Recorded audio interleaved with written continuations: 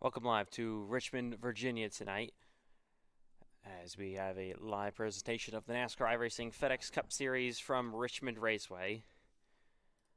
But tonight is a little bit different. So, of course, obviously in the NASCAR world today there was some very, very tragic, tragic accident that we had involving former NASCAR driver Greg Biffle and his family. Unfortunately, Greg and his wife, his children all passed away today.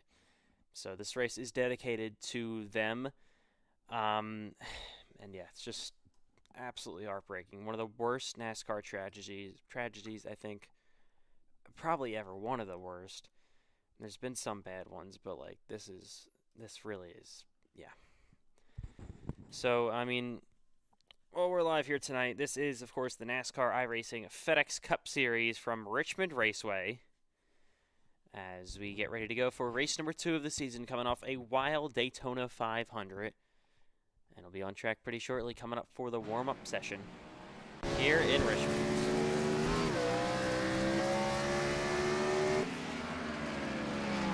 All right.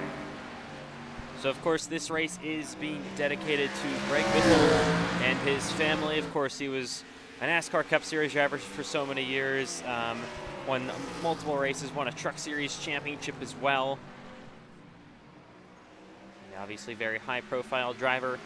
So great all around the NASCAR community. And this is one of the toughest losses I think we've ever had, especially with his whole family and a couple other people that passed away in the accident as well.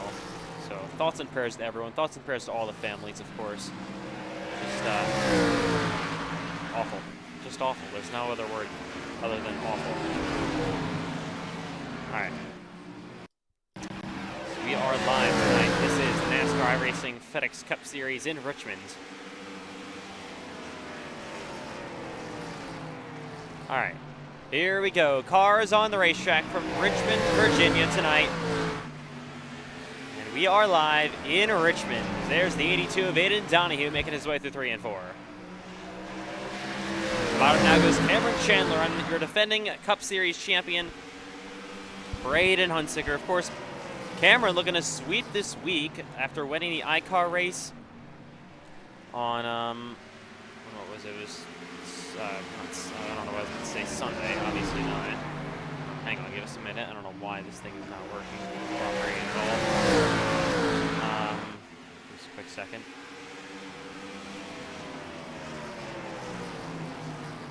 Pretty pathetic why this won't cooperate. All right. Anyways, sorry. There we go. All right, so of course you're going to see the 16 on the side of the screen. And yeah.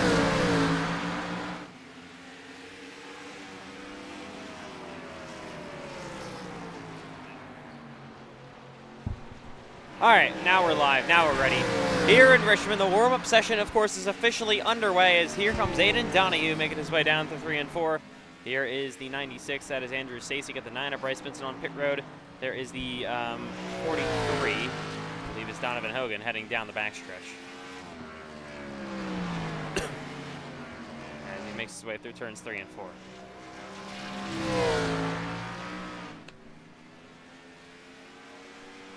All right, so about 22 minutes still left to go, obviously, in this warm-up session. Just getting started here at Richmond Raceway. This is the 72 of Connor Asfeld, makes his way through 3 and 4. And heads down the front stretch yet again.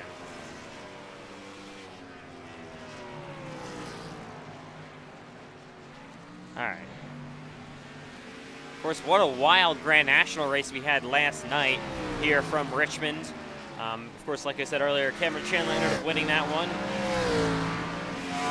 Now the 6 of Jacob Malone. Of course, full-time in the Grand National Series, part-time in the Cup Series. Won, though, the Clash this season, making his way back into 1 and 2. The 6 machine.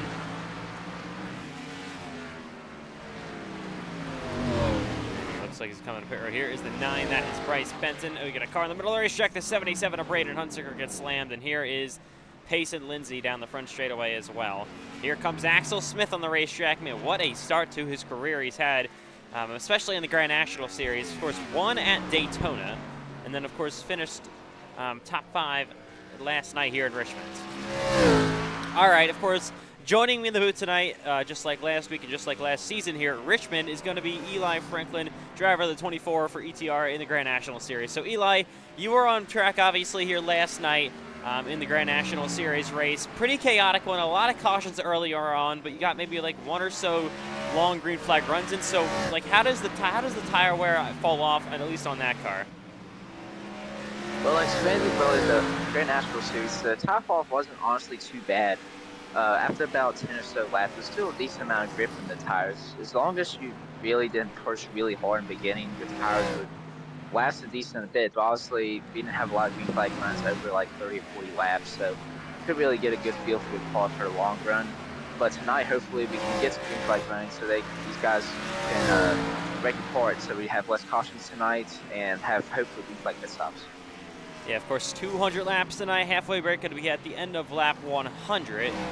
As here comes the 8 car of Cameron Chandler now down the back straightaway. Currently third on the board, Matthew White second. And, of course, your Daytona 500 champion, Bryce Benton, currently top of the board. I mean, Eli was in the booth with me last week, of course, the Daytona 500 on Saturday. What a race that was. Obviously had the biggest crash I think we've ever seen in our lives. Down to 3 and 4 in the final lap, and Bryce Benton slipped on by to win his first ever Cup race, and most importantly, the Great American Race. We got a big crash here in this warm-up session. My goodness. There he is. There he is, your Daytona 500 winner, now current points leader here in the Cup Series. Bryce Benton in the 9. What a race. It was a crazy race at Daytona. That big crash at the end. But how we had the points format this year, starting tonight, you can start seeing the guys start to spread apart between, because Daytona, there's a lot of luck involved and there's pace and speed. Everybody's speed's basically similar. There is skill at Daytona, but speed-wise, it's all the same. But now tonight, we get the opportunity to see the difference between the top guys and guys that are just now starting, because the winner last week, Bryce Benson, great first win, and yeah, he's had great pace last year, had 0 playoff points. Now he gets playoff points in the first race, which helps a lot in the playoffs this year. Here are your standings entering the race number 2, of course, of the season here at Richmond. So Bryce Benson obviously top. Jacob Quayle, what a start to the year he had, currently second in points. Then you go back to Aiden Donahue, third in points. Cameron Chandler of the full-time drivers, he is fourth. And then you got Sean Rowe behind him. For some reason, the ticker right now says Carlos Ortiz in the 29 car on the racetrack, but it's actually going to be Richard Cherry for tonight. You see Axel Smith up there inside the top 10 points, Payson Lindsay, Greg Holes down P11. Of course, 10 drivers do make the chase. One driver you don't see there, actually 2 drivers you don't see there, Braden Hunsicker and Matthew White, both caught up in that massive crash coming to the halfway break, of course, last week. So it's Richmond. It's obviously a short track, but tire wear going to matter a whole lot tonight. And we'll just see how it all plays out over these 200 laps. Still about 18 minutes to go in this warm-up session. Last year, Richmond, we had some pit strategy last year that kind of benefited some drivers. Most people probably think pit halfway, 50, 100, 150, and make it halfway, make it simple pit stops. But we saw last year, tires really fall for this track, and that was obviously with the next-gen car. Let's see how fast these tires fall from this new car. And if it falls off really bad, could we see a 3-stopper in stage 1 every about 32 laps? We saw that last year, and it kind of benefited a long green flag run for some drivers. Yeah, of course, we'll see, but we'll see if we get any cautions early on in this race. Here is the 70 of Ethan McMillan. Of course, you've seen some of these Greg Biffle-style number fonts. We got the Greg Biffle, the 16 font on the right side of your screen. That's going to be here all night long. What a season so far, though, for Ethan McMillan in the Grand National Series. I mean, leading the points, his teammate Cole Clausen is second, 2 top 5s to start off the year. I mean, just couldn't really be any better. I don't think you could ask for too much more so far. No, you really could. It's a great start for the first 2 races. And obviously Daytona, like we said, but take every top 5 you can, and we won 2 points. That's impressive for the first 2 weeks. Here is the 18 of Maddox Beard, of course, first full-time Cup Series season for him. As he heads down the back straightaway, a little bit loose there. And then, of course, Payson Lindsay finished second in the Grand National race to Cameron Chandler last night. Of course, that Grand National race outside of Jacob Malone was kind of just dominated by Cup drivers, just like it was in Daytona. So 2 for 2 now, oh my God, for Cup Series drivers winning the Grand National Series races after Axel Smith won, of course, in Daytona. Here's Richard Cherry down the front straightaway in that 29 car. I know tonight, for whatever reason, it says Carlos Ortiz, but it is Cherry. Top 5 so far: Bryce Benson, Matthew White, Cameron Chandler, Aiden Donahue, and Jacob Malone. And you got Braden Hunsicker, Payson Lindsay, Richard Cherry, Sean Rowe, and Jacob Quill. So it is an absolutely packed field tonight. This is going to be a very, very competitive race. I heard Sean Rowe dominated the iCar race on Tuesday, just ended up losing it in the late stages to Cameron Chandler. So he could be very strong tonight. We'll have to wait and see.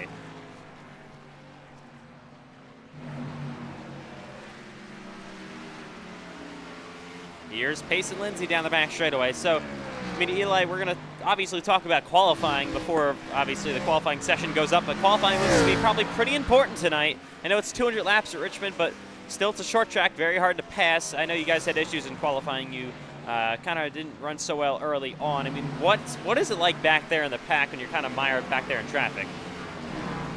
It's not really fun back there. You love to be at the front. Everybody's behind you. You're the middle of the back of the pack. You have to worry about everybody because one mistake can take out most drivers. And usually, the qualifying is really important, especially at short tracks, because it's very hard to pass. And with the green flag pit stops you might see tonight, how quickly they might go. You don't want to go lap down early on and be stuck a lap down, and pit stops having to go another lap down, and caution comes out, and then you're 3 laps down, and the race is over. So you want to stay on the lead lap as long as you can. The only way you do that is to get a great qualifying and hanging on. Yeah, of course, it's going to be crucial to do that. We'll see where everyone is able to qualify tonight here in Richmond. As they make their way through 3 and 4, here is the 90 of Eli Tomlin. Behind the 72 there of Connor Asba. Oh, now getting wrecked down the front straightaway. Sean Rowe spins Aiden Holes in the 42. And Trent Wilkin and with these short tracks, especially at Richmond, what I saw was a lot of people struggled with the entry and exit to these corners, especially sunny day. It was hard for some of these drivers getting on and off, especially early on into a run, because how easy it is to lose grip with these tires. Turn 1, turn 3. You have to be easy early on with these tires, and also you can't. This is the one track when after you exit turn 4, going into turn 1, you can't be full throttle because you can't go straight in Richmond. You're always turning through after turns 4 to turn 1, so you can't be full throttle. You'll get very loose, and it's an interesting track, to say the least. Yeah, for sure. Here is the 30 of Sean Hilk, which, of course, new number this season for him. Made the playoffs last year. I talked to him. He's kind of struggling with this Gen 4 car so far, not really loving the handling. He gets hit by his teammate Sean Rowe, and a couple other ETR cars. We'll look for them for a second. I saw Trenton Wilkin somewhere. We got Max Beard spinning down the front straightaway. And there is the 6 of Jacob Malone, and here's the 82 of Aiden Donahue and the 8 of Cameron Chandler. These two going to be very highly contested, I would think, at the front of the fields, but Bryce Benson looking very, very strong. Obviously looking for back-to-back Cup Series wins after winning the Daytona 500 last week. And oh my goodness, around goes Holes. So drivers just, oh man, oh my God, what a crash in here in practice. Drivers, I think, pushing the limits pretty hard here in practice just to see what they have for the race. Obviously, you're going to be needing the tire save a lot in this one here tonight. Here's Jacob Quill, currently 10th on the board, heading down the front straightaway, about 2/10 off of the leader, Bryce Benson. Of course, we have a Jacob Quill, and we have a Jacob Quayle now in the Cup Series.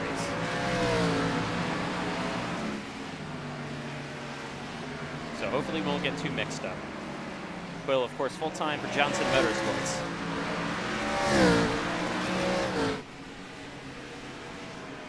All right, here is Trenton Wilkin now on the inside.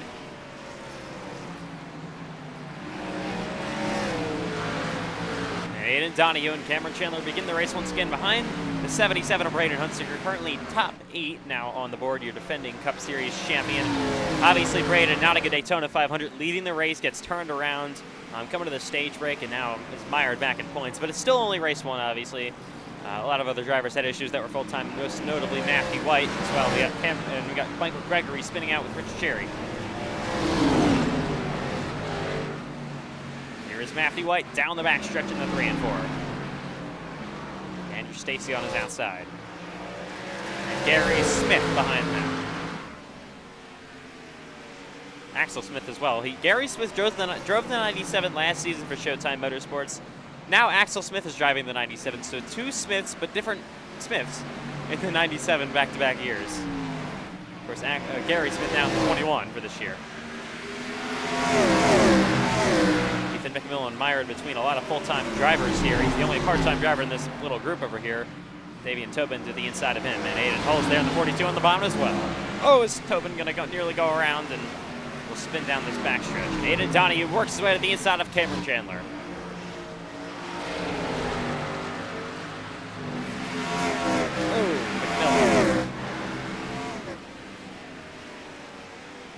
Busy racetrack here in Richmond. About 10 minutes left to go in this warm-up session.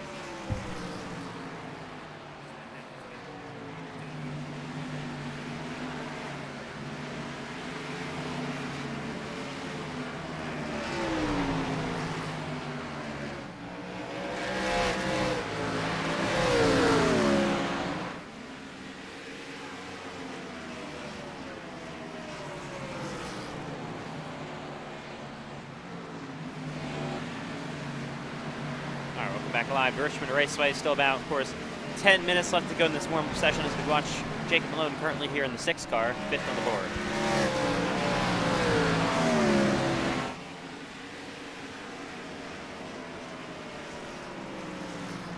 Of course, so many strong top contenders in this race tonight. I don't even know who to pick so far. Bryce Benton, top of the board still. I mean, he is looking very, very solid to try to go for back-to-back wins. I mean, what a feat that would be if obviously finally gets his first career win, the biggest race of the season at the Daytona 500 last week. Maybe looking to how to go back-to-back and winning race 2 of the year at Richmond. I mean, you can't really get any better than that for Bryce Benton.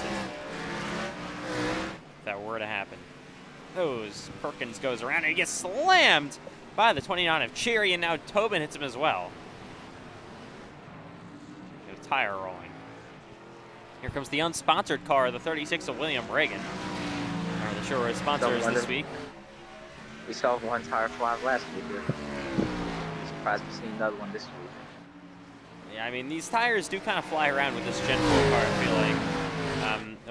That's Reagan. I mean, speaking about last week, obviously an unsponsored car we saw last week was Logan Gaisbrett nearly won the Daytona 500 leading or up front. About second on the final lap down the back straightaway until obviously he got turned around, and then all hell broke loose after that. Reagan so far kind of struggling in the session. He is way up the racetrack. Currently 32nd on the board. Trying to get this car figured out, I guess. Here comes Cameron Chandler, Matthew White in the 7. The 1 there of Zane Rahman, the 72 of Connor Asbell, and others here on pit road.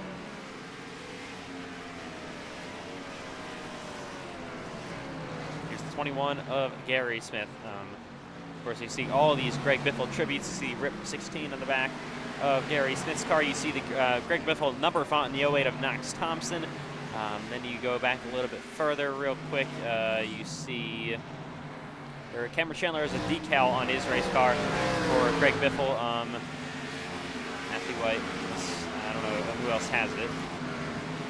Zane Rahman has a Greg Biffle number font, and then you got the Greg Biffle paint scheme. Oh, but he's getting slammed down the back straightaway. That is usually the 40 of Brandon Pfeiffer, but today running the obviously the 16 car, and then of course Ethan McMillan with that 70 Greg Biffle font. A lot of tributes out here tonight. Great to see.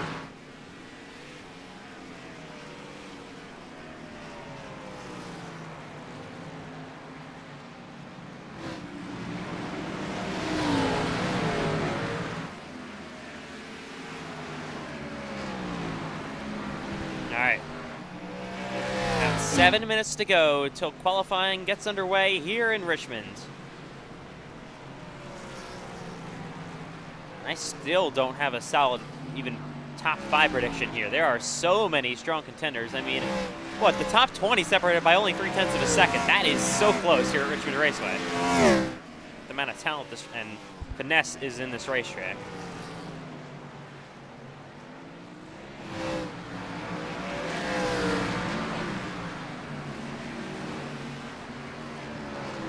I mean, we already knew this race was going to be absolutely stacked with race-winning contenders coming in. We'll just have to see how it goes for the rest of this night, and qualifying especially up first. I mean, I could literally pick any of these top 10 to win this race and feel pretty confident in it. Bryce Benson obviously won the Daytona 500, currently top of the board. Matthew White, obviously 22 career wins, Season 2 champion. Obviously Chandler looking to sweep the week.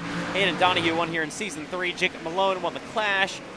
Payson Lindsay finished second here last night. Sean Rowe was so good here, dominated iCar. Braden Hunsicker, defending champion. Richard Cherry, so good as well. Jacob Quill, so good, Cup Series winner. I mean, I don't really know, to be honest. That's a very stacked field. I'm agree with you. You can probably pick anybody out top 10 or 15. You can feel good with the pick. But that's how good the Cup Series is for the obviously FedEx League. It's just top to bottom. It's very small difference in time. And usually you don't see this close time. Only like Daytona or Talladega, but see that Richmond short track is incredible. Yeah, obviously 32 cars currently entered into this race. William Reagan kind of really still struggling. He's gotten better, but he's still 8/10 off the pace in that 36 car. Made the playoffs last year, though. Obviously going to be a little bit harder to make the new chase. Only 10 cars get in. Ahead of Braden Hunsicker. Oh, we got a car around. That's Pfeiffer. Oh my God, Perkins is flying through the air. And Cameron Chandler spins as well. All right. Close to about 5 minutes to go now in this warm-up session.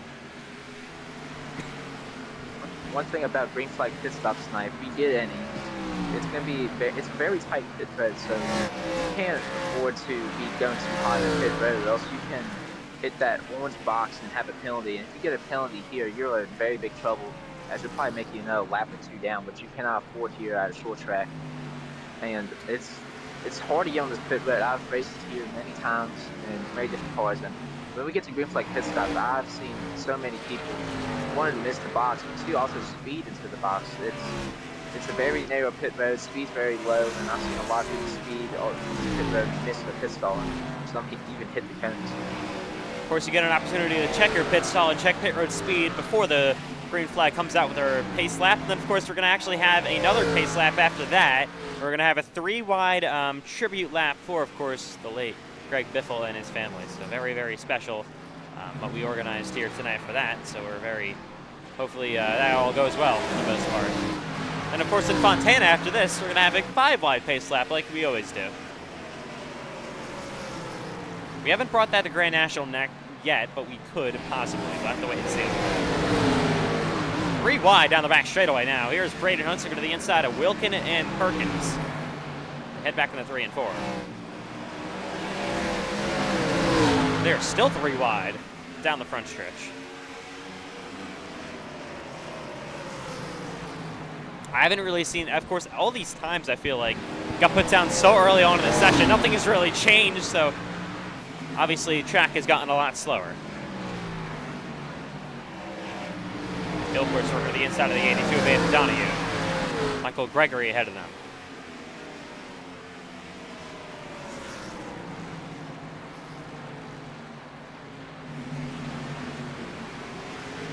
Gregory was a driver I had a whole lot of confidence coming into this season. Wasn't very good, though, at the Clash Heat race. Finished outside the top 10. Really wasn't good at all. Didn't have any paces. Currently 12th here on the board in Richmond. I am most excited, though, to see him at a track like Fontana. I think that's where he could really shine.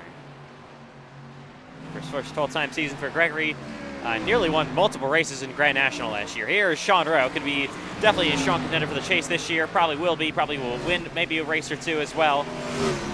Matter of time before he goes to victory lane.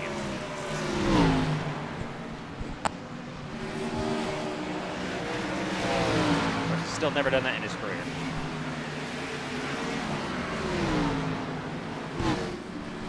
All right. About 2 minutes now left to go in this warm-up session, and it's a busy, busy racetrack in Richmond.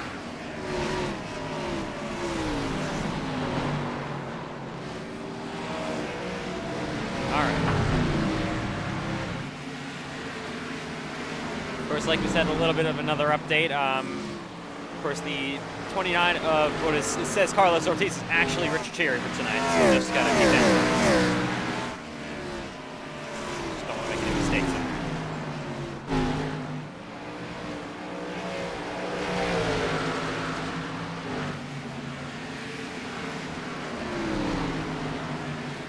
Unfortunately, Ashton Miller, we're hearing, is having some travel issues for whatever reason, so not exactly sure if he's going to be able to make it to the racetrack on time. Hopefully he can. Obviously, your winner dual won in Daytona during Speed Weeks. Of course, we're coming off such a wild Speed Weeks. It also has been a short week for these Cup Series and Grand National, for the entire league as well. A lot of destroyed cars to fix. Obviously, they don't use those super speedway cars at these short tracks, but still. A lot of damage repair that had to be done. Minutes ago in Richmond for this warm-up session.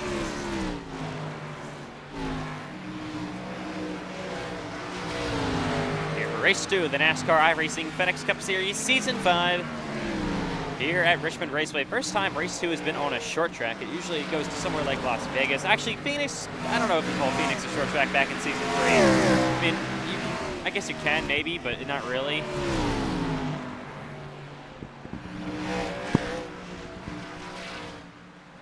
All right. So obviously, like we said earlier, nothing really changing here at the front, because I think just the track speed kind of just went away in it. Drivers may be practicing some long runs, so can't really take practice too much seriously. We get ready to go in Richmond tonight. Qualifying just about to come up. And like me and Eli were both saying, we are not sure who to pick for pole. I mean, usually I would give you a pole prediction, but I don't know. I truly don't know. I feel like I'm going to be dead wrong if I guess anyone. I'm going to make a pick. I think I'm going to go with Sean Red. That's my pick for qualifying. That's a interesting one. I mean, that could be a strong contender. Obviously 7th here, but track kind of went away. I don't know. I just don't know. I don't want to pick anyone then to be immediately wrong and they qualify 17th or something, but we'll see. Here we go. Qualifying underway in Richmond for race 2 of the NASCAR iRacing FedEx Cup Series season. Of course, this one is for the late, great Greg Biffle. So, of course, 2 laps to do it. At these short tracks, every super speedway is only 1 lap, obviously. Had it all last week in Daytona. We'll see if lap 2 brings improvements. Braden Hunsinger really loose down into 1 and 2 here. Oh, and that car's way up the racetrack. If you're a defending Cup Series champion, does not need a bad start tonight. Of course, the winner of the pole, as usual, gets a bonus point. They are loose down into 1. Matthew White there. Here's Trenton Wilkin off pit road. There's Sean Rowe. And there's the 72 of Connor Asbell. Heading down the back. Here's Richard Cherry in the 29. And here comes Davian Tobin. Andrew Stacy so far top of the board. Hunsicker is 2nd. I think Hunsicker going to maybe improve on lap 2. White goes top of the board. Chandler is 3rd. I think a lot of drivers here may be waiting for lap 2. Here comes Braden Hunsicker back through 3 and 4 on the bottom. And across the line, down the front straightaway, he will go in that 77 machine. Or Cherry goes 3rd. Stacy, and it's Hunsicker top of the board. Can Matthew White improve behind him? There's the 09 of John Butler, the 30 of Sean Hilquich. Matthew White across the line. Chandler goes top of the board. White improves, but is only 2nd. Here comes Hilquich down the back. Kind of a little bit slower lap here. McMillan is all the way down P11. Sean Rowe is P5 in lap 1. We have seen a lot of improvements on lap 2. Here comes your Clash winner, the 8-6 car of Jacob Malone, currently on provisional pole. Looking to sweep the week, the 8 car of Cameron Chandler. Here's Trenton Wilkin back in the 3 and 4. Here's the 43 of Donovan Hogan. You got the 90 of Tomlin down the front stretch. Sean Rowe top of the board. And Eli, that was your pick. And now it's Aiden Donahue. About 1/1000th of a second. Wow. Donahue goes on provisional pole. Track is ramping up as the session goes on. Down the backstretch from Malone is 21st on lap 1. What is lap 2 going to bring? John Butler, P7. Jacob Quill goes 3rd. Across the line for the 6 of Malone. Of course, it was all the way down there on lap 1. Lap 2 brings him up to, what's to ever update, 5th place. Ooh, Big damage here for the 12 of Trent Wilkin. Here's the 97 of Smith, the 18 of Maddox Beard. 16, Greg Biffle tribute car from Brandon Pfeiffer. Found a cool, the first top 1, 2, and 3 and 3 1,000 of a second. It is, like you said it. I mean, top 7 separated by basically half a tenth. That is so insane. I don't even know what to say at that point. Here's the 9. Benson was top of the board in practice. What can he do in qualifying? They're 3 and 4. And heading down the front straightaway. Always usually kind of goes out late. Of course, Dylan Banks, before his retirement, used to do that as well. Lap 2 definitely going to be, I would assume, Benson. He would probably improve on lap 2. Here comes Axel Smith back on a 3 and 4. Axel was all the way down 27th on the opening lap of this race.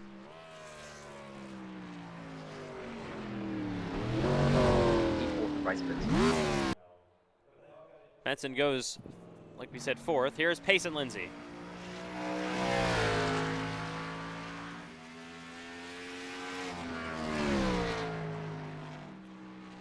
Apologize for that. Another bit of a sick race for me is Payson Lindsay. Of course, got the Greg Biffle style number font on the roof, which is pretty cool. Goes across the line to finish his lap. He is 9th. Dane Ramon coming on the racetrack. Can anyone knock off Aiden Donahue? What a lap he put down. Top 5 currently Donahue, Rowe, Quill, Benton, Chandler. They got Malone, White, Hunsicker, Lindsay, and John Butler impressively in the top 10. Back at a 1 and 2 goes the 1 of Zane Rahman. He's up the racetrack, though, heading down the backstretch. Here's Jeremiah Gauntly.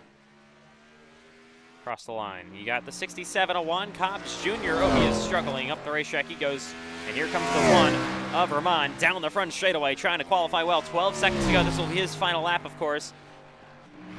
Here's the 67. Juan Cobbs Jr. trying to make it across the line here. He will. Rahman was 25th on his opening lap. That's all he's going to get.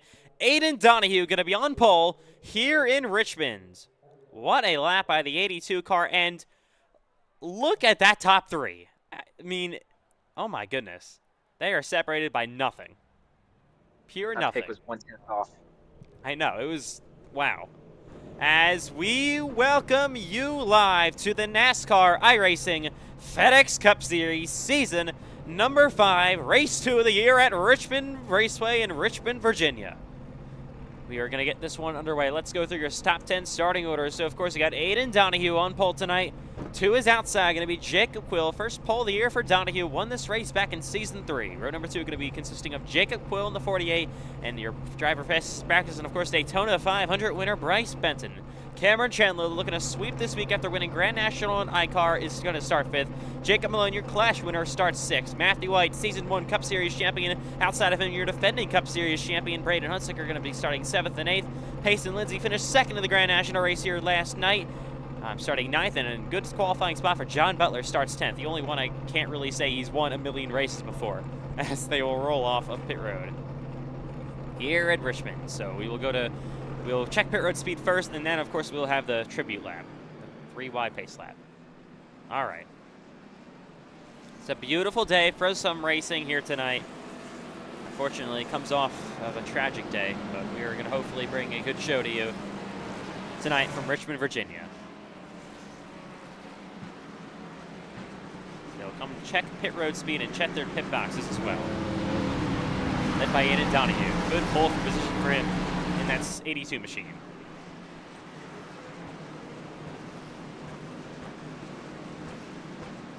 Big story, of course, Ashton Miller having issues with travel. He, of course, does not make the start of this race. He won, of course, his duel back in Speed Weeks, so this is not the start Ashton Miller wanted to see at all after Daytona. Welcome, everybody. Oh, as Brody Webster has joined the booth. We are here. We're back from CTE protocol, and we are here to commentate. My goodness. All right, as they will come 3 wide, of course, like we mentioned earlier today, we lost a NASCAR legend, Greg Biffle, and, of course, his wife, and children both passed away as well. So unfortunate. We will honor him with this 3-wide pace lap at Richmond.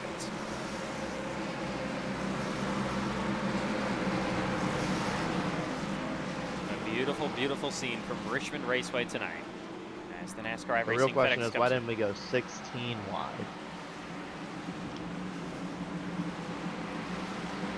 3 by 3, about 10 or so more than that lane speed. Here from Richmond Raceway, obviously will not be seeing this in the race, thank God, but really, really nice tribute for these guys.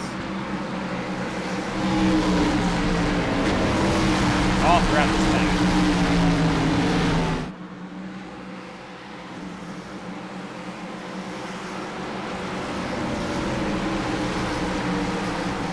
What a night for some Cup Series action here from Richmond Raceway.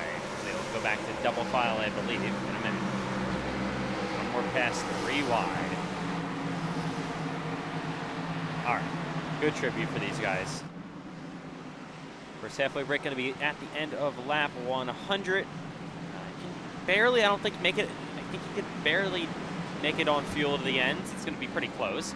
Tires, of course, will matter a whole lot tonight here at Richmond as they try to get it all sorted out. Doing a pretty good job back there. And here we go from Richmond Raceway. Daytona was insane. Obviously, we moved to a short track tonight where we get ready to go from Richmond, Virginia for race 2 of the Cup Series season. First non-super speedway points race with this Gen 4 car. We'll now go to 1 degree this time by. So many strong contenders in this race. And Aiden Donahue wins the pole, obviously. He will start first. But a lot of drivers. I think this entire top 10 has a great shot at this victory tonight. And there's even more drivers mired outside the top 10 that I could think could win this race as well.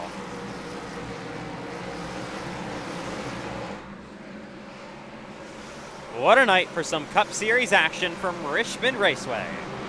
200 laps, 150 miles. Shoes cone, as usual, going to be down the front straightaway on the restarts in this one. As we get ready to set this thing off to the green flag. Pace car is in. It's Aiden Donahue up front with Sean Ronas outside. Race 2 of the Cup Series season is green and underway from Richmond, Virginia.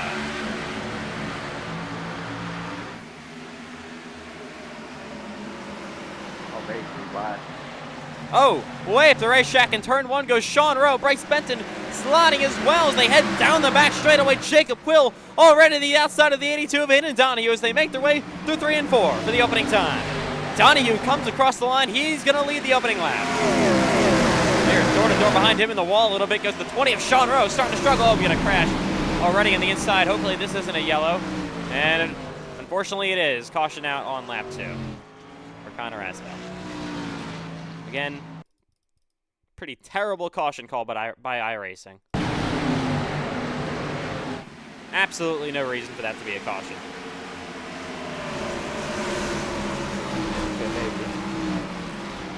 Well, yellow is out already, obviously, here in Richmond. That's the second time in 2 nights I am praying we don't get the same sort of show we had last night where they crashed in the back and ruin the great racing up front. That is not what we want to see tonight.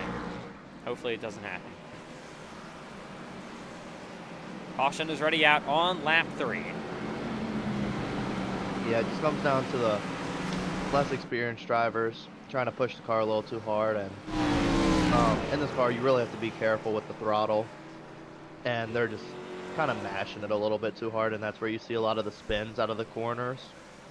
Maybe not something like that. I wasn't really too sure. You really only saw it once, but it could have just been like him hitting the throttle a little too hard or just getting the slightest of bad shoves. That's the crazy part at a short track, is something just like that can make someone spin really well. Yeah, Connor just kind of lost it on his own. Obviously, he's a Cup Series winner before. He's definitely not a new driver at all in the league or in iRacing in general, so that's interesting. You know, some cars in the back pitting. You only get 4 sets of tires tonight for these 200 laps. I would be conservative. I think fuel only for a lot of these guys. Just trying to maybe top up. So, obviously, not a necessary caution, but that's what you get with iRacing auto yellows.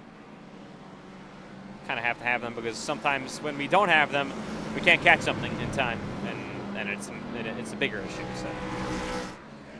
Hey, we'll be right back. We're going to do a live interview. All right, but you saw what a restart, initial start, I should say, for the 48 of Jacob Quill. Challenged Aiden Donahue up front. We'll see what he can do in this restart.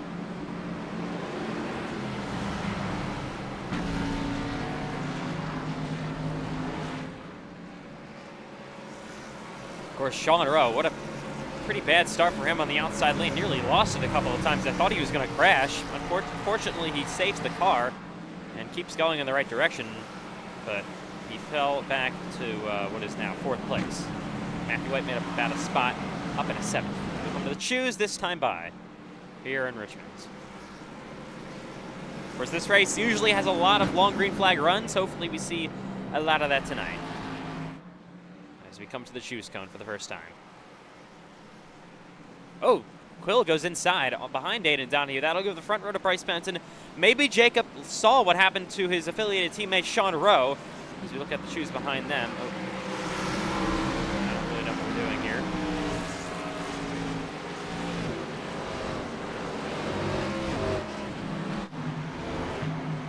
Milkwich did not make it. Milkwich is going to have to go to the rear, I believe. So we are back from our pit lane interview, interviewing some of the, spotters and crew chiefs of some of these cars. And, I kind of went up to one of the QM team cars, and they're saying Ethan Trendler is a word we can't say on. Okay, all right, and we're coming to the green flag once again on lap 7. Sean Rowe got a penalty because he did not choose his lane the right way. He didn't even try to move, just went straight through the box. They head down into 1 and 2 as Bryce Benton now trying to challenge the outside. Once again up the racetrack goes Jake Malone and the 20 of Sean Rowe as they head down the back straightaway. The 99 there of Payson Lindsay as well in the outside lane. The 8 of Cameron Chandler, 3 wide. Look at how high Payson goes. Chandler trying to find some spots there in 7. He's got the 77 of Braden Hunsicker actually losing spots now as Cameron Chandler to the inside on Malone goes that 7 car of Matthew White. Door to door, heading back into 3 and 4. Where's Cameron Chandler going to go? He's going to maybe go outside for a second. Payson Lindsay back here, the 77 of Hunsicker. 2 by 2 as they head back through 1 and 2. Here in Richmond, up front, Aiden Donahue still got about, it's a 3/10 lead over Bryce Benton in the 9. Matthew White, first side-by-side battle with Malone for 5th. They head down the front straightaway. Matthew White, of course, won here in Richmond last season. But none of the top 4 guys ahead, none of the top 5 guys besides Bryce Benton ahead of them were in that race. Battle here side-by-side between Michael Gregory and John Butler for 10th. Kind of a mess back here. You got Cherry in the 29, the 12 car of Trenton Wilkin as well. Cherry up the racetrack a little bit. You got the 21, Gary Smith, the 65 of Tobin as well on this inside lane.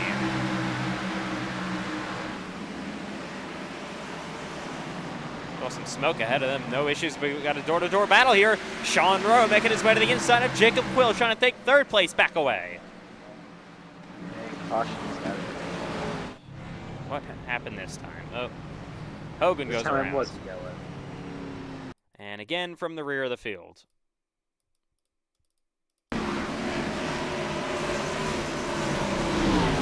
Like oh my goodness. Oh man, Ethan McMillan slams the wall and then Donovan Hogan cleans himself out anyways. I don't know what was going on there. Let's ride along. Second caution of the night on lap 12.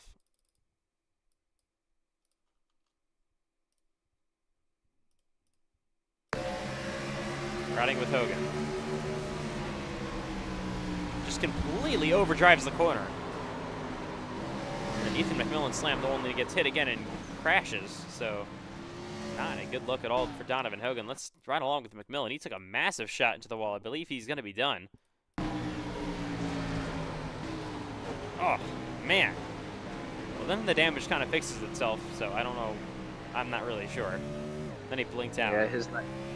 Yeah, his right front tire is basically almost off the car. His night looks like it'll be done. Yeah, that is unfortunate for Ethan McMillan. Oh yeah, his complete front nose is completely gone. under the second caution of the night here in Richmond.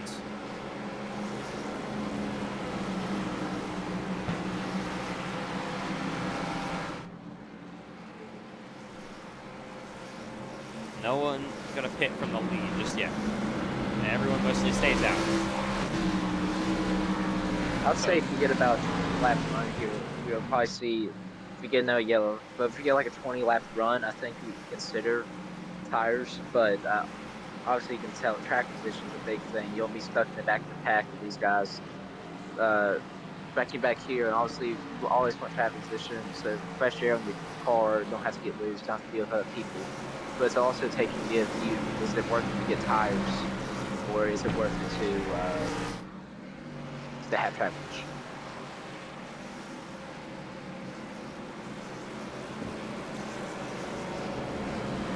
All right. Under the second caution of the day, second crash mired back outside the top 25. This is looking scary, similar to last night. I believe we're coming to the choose again. See where Aiden Donahue goes. He's going to choose bottom. Benton again goes outside. It worked for him last time. Jacob Will is able to hold on to the spot on Sean Rowe as we go for the choose cone here once again and make sure it's all good. That was, I don't know. He kind of didn't go straight through the middle. It was kind of close for Tobin. It wasn't straight through the middle, so I guess it doesn't count as a penalty. Hilkwich, I don't know what he was doing. He nearly door slammed the guy he was choosing with, so get ready for this restart on lap 16 of the day. Aiden Donahue, though, still leads. He's got Bryce Benton on his outside. Get ready for this restart. Race car is in again. Working the caution number 2 of the night. Only on lap 15. To come back to green. Good start for Jacob Will in second place as Donahue gets away. Side by side as they head back through 1 and 2 between Will and the 48 and the 9 of Benton. Got Sean Rowe in the 20 car back there as well, the 6 of Jacob Malone.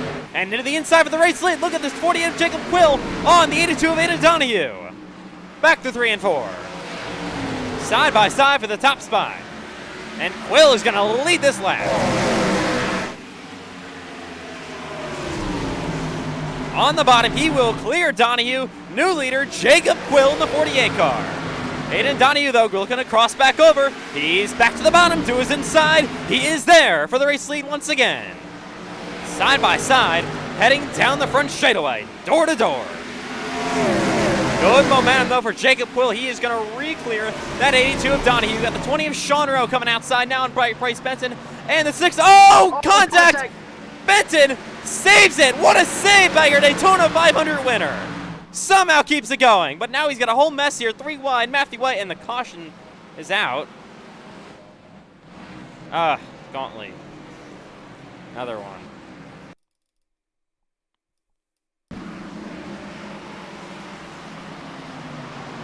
What are they doing? Oh, Sean Hilkish got a good piece of it as well back there.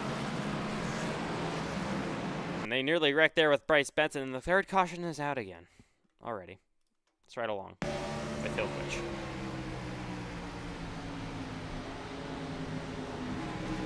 Yeah, they just get turned ahead of them. Nowhere to go for Sean. He slammed straight into the 62 of Gauntlet. I just don't understand it. I really don't. I was way too aggressive back there. That could have ended very terribly for those drivers if he would have wrecked it, but that was one heck of a save by Benson. And he stays inside the top 10. All right, under caution again on lap 20 in Richmond.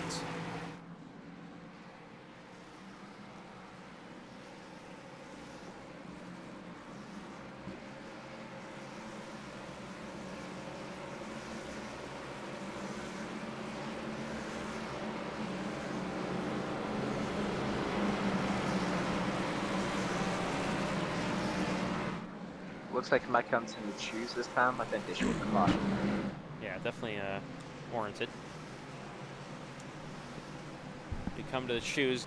Guys up front have been doing a great battle for lead. Look at Aiden Donahue. Actually chooses low behind. Then got 2 cars go outside the teammates of Sean Rowe and Jacob Malone as we got a car on pit road. That's McMillan. I can't really see the shoes because of him. We're trying to look back here. obviously you got to make it known what lane you're choosing. You can't do what Sean Hillquist did earlier, and then that's, of course, I think that's kind of what got him in this position with damage now. Cars all roll off back here. Going to still have 33 cars in the lead lap for this restart.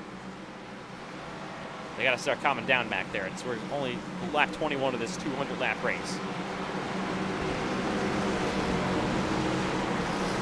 As we prepare for this restart, pace car is in yet again here in Richmond. It is Jacob Quill now and Sean Rowe in the front row with Malone, or I should say the 82 of Donahue choosing on the bottom as we go back to green yet again at Richmond Raceway. Good start for that 48 of Quill. To the outside, look at Sean Rowe in the 20. What a restart he got on the outside after getting a terrible start on the initial start of this race from the top. Side by side back into 3 and 4. He will clear Aiden Donahue for second. Donahue back to third. Now there is Jacob Malone running in fourth, and side by side, what a save he had last time. The 9 of Bryce Benton, and of course the 77 of Braden Hunsicker. The 7 there of Matthew White working on the bottom. You got the 8 car of Cameron Chandler all the way down low. Payson Lindsay in the 99 up top.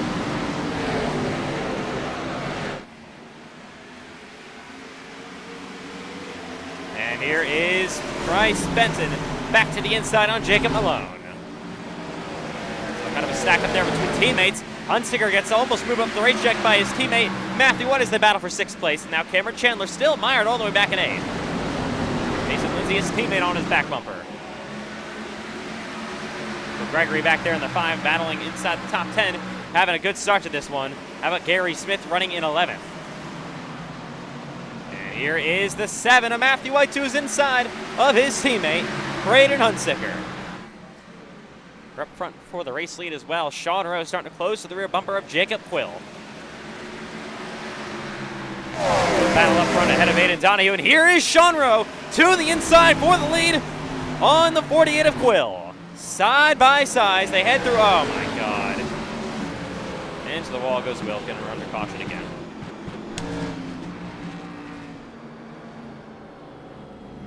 Oh, let's see what happens.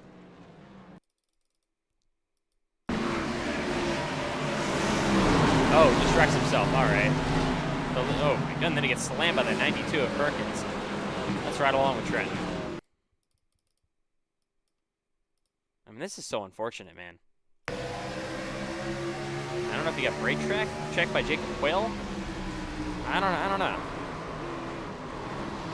Oh, gets slammed hard. And they have to calm it down back there. For sure.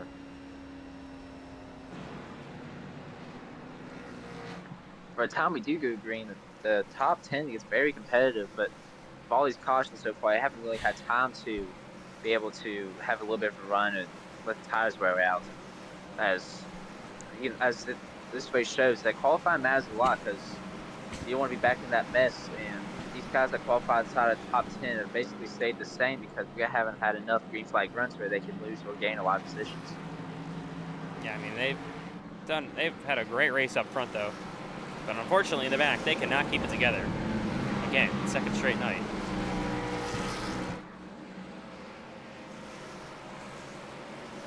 All right. Not exactly sure if this caution is going to be shortened as well. We're only on lap 28 in this race. We've got to get some laps running here.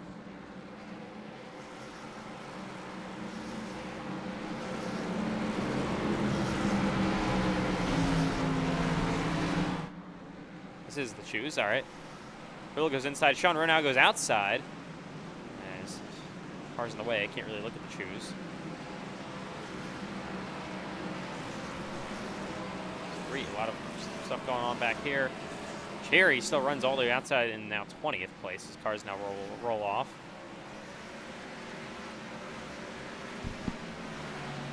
So hopefully some drivers are going to get the memo now that it is time to calm down. I mean, it is only lap 29. It's way too aggressive back there. You get ready for this restart.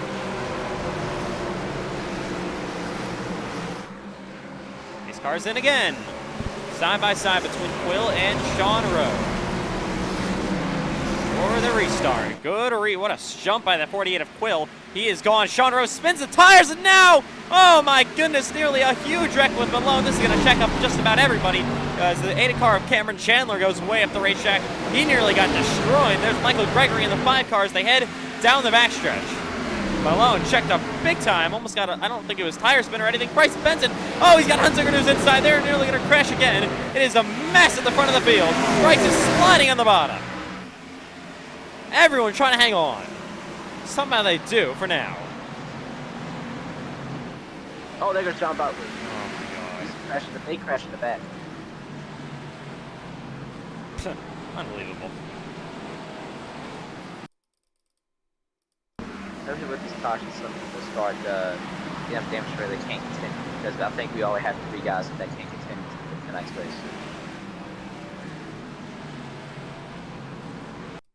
Let's ride along with John Butler.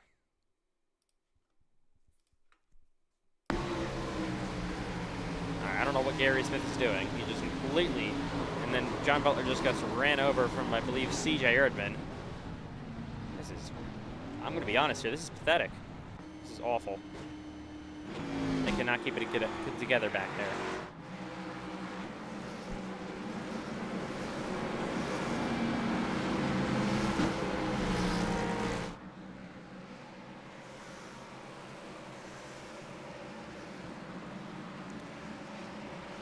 Under caution again.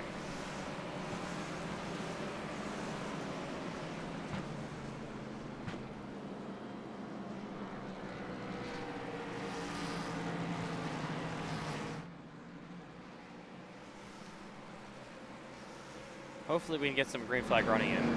I beg to God we do that. Knox Thompson in the 08, he has pretty heavy damage. John Butler comes to pit road. 29 of Cheery, the 30 of Hillquist trying to repair more of his race car. You get the 70 there of McMillan, the 18 of Maddox Beard. He has got some damage, so does the 94 of Erdman.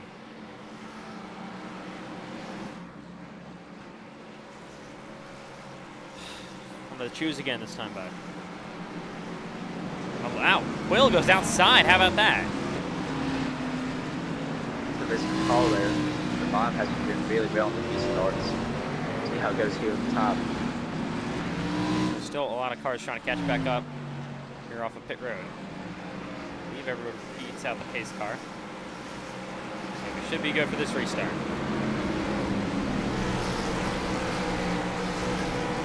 This one has been way too chaotic so far in the back, only on lap 34. We need to see some green flag running. Hopefully we do now. As we prepare for this restart yet again in Richmond, the pace car is back in. Side by side, Sean Rowe and Jacob Quill at the front of the field as we come back to green. More of a clean restart. Oh, actually, Sean Rowe does not get going in the 20 at all. You got Jacob Malone, his teammate, on his bumper as they head through 1 and 2. There's the 82 of Aiden Donahue on the outside. The 7 now of Matthew White heading down the back. White on the inside. You got Bryce Benson. You got Cameron Chandler, his teammate, mired back there. Oh, Matthew White almost got turns. He will save it, obviously, and they are side by side for second. Look at the lead. Jacob Quill's already pulled. It's now Malone to the inside of his teammate. They make contact back into 1 and 2. Side by side, Donahue falls back on the outside. Here comes Matthew White. Oh, God, almost contact between Sean Rowe and Aiden Donahue. 2 former teammates, actually, years ago in the Xfinity Series. And Aiden Donahue's on the wall. He is falling back. Got now the 77. He's getting split 3 wide on the outside lane. Got Hunsinger on his inside. Michael Gregory just passed him. Donahue all the way back to 9th place. Falling through the field.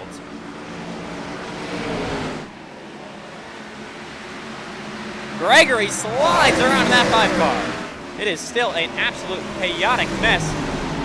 Down for about 9th or 8th place.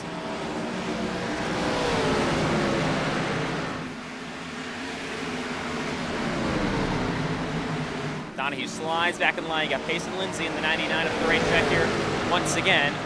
Up front, here we go, side by side. Here's Cameron Chandler, the inside of Sean Rowe for what is now 4th place. Chandler will just easily slide around him to take that position. Way up the racetrack goes Payson Lindsay in this 99 car. You got the 96 of Andrew Stacy back there as well. Stacy going to get to the inside of Payson. Of course, the 77 Hunsicker, and now Aiden Donahue trying to fight his way back to the field. He's to the inside of the 9 of Bryce Benson. Of course, started on pole, fell back earlier on, and is back into 7th place, trying to battle for 6th.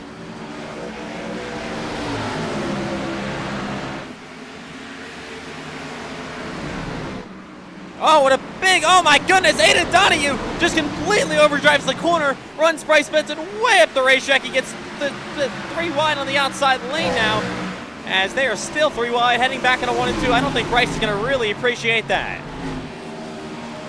He just got moved out of the way by Donahue. Oh, and the wall goes Hunsicker. Oh, it is a mess back here. To the inside, Andrew Stacy in the 96. To the inside again, Michael Gregory, Braden's driver. Gregory is sliding. Oh! He will save it.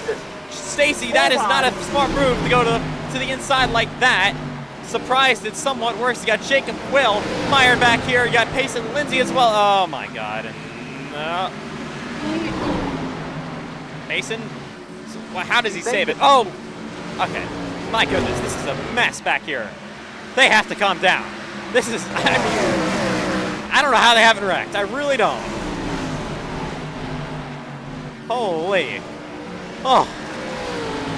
I mean, talk about holding your breath. Jacob Quill now has a 1.1 second lead over Malone. You got side by side now. Here's Sean Rowe and Aiden Donahue. Donahue trying to drive his way back up through this field. They continue to go. Oh my God. And we have a wreck in the back again. Like someone got dumped.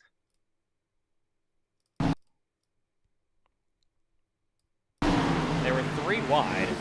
Oh, and then they wrecked up there, and then around goes Hogan. He gets destroyed by Erdman, and then oh my God, he gets ran over by the 67 there of Juan Cobbs. And the yellow's out again. Could be a chance to see pit stops here, but I doubt it having all those yellow. And As looks like it. Some of them may be fake. Nope, they're all coming for the most part. Here they go. First stop of the night is about to happen. No, Matthew White stays out. Wow. So does Hunsicker, his teammate. That's shocking. Also, Eli Tomlin elects to stay out here.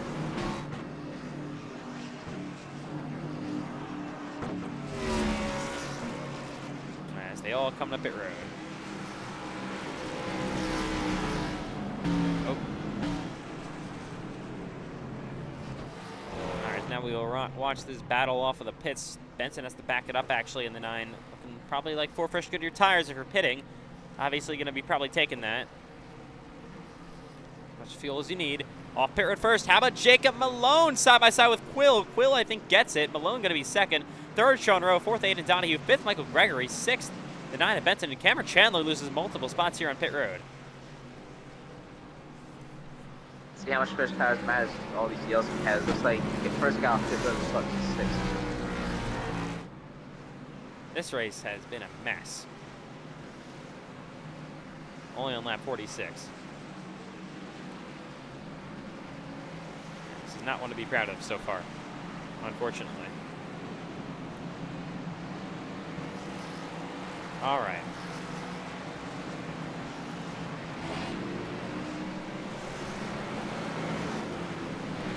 They all roll off behind them. Yeah, it's honestly really unfortunate because the guys up front are putting on a fantastic show, and then you got the guys in the back just wrecking each other for no reason. Not wrecking each other on purpose, but just, I don't know what they're doing. These guys up front are being really aggressive, but you can see the experience of being able to save these cars that went give and take, and you can see the guys in the back all give and no take. Yeah, I don't know. And here we go. Teammates go inside here. That's going to give the front row to Tomlin. That's going to be probably a lot of wheel spin if I had to imagine. Erdman goes up there as well. Interesting to see. Obviously, White and Hunsicker won't be as interesting as some of the other cars that stayed out on tires like Tomlin and Erdman. Chandler going to the back of the field here. Obviously, a penalty for the A car of Cameron Chandler. Not what he wants to see. Nice stuck in all that mess. All right. Well, Need a green flag run in. We're going to come to about 50 to go in a minute to the halfway break. Matthew White and Braden Hunsaker, they both stay out. So does Tomlin and Erdman on the outside here. Pace car is in. Watch the wheel spin.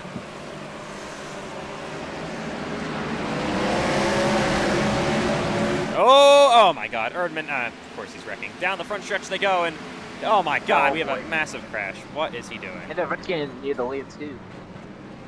Unbelievable. Unbelievable.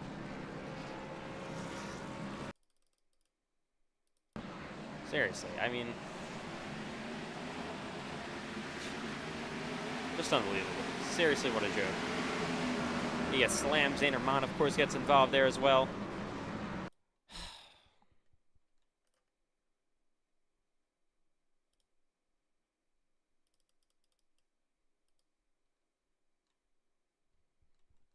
Let's run along with Ramon.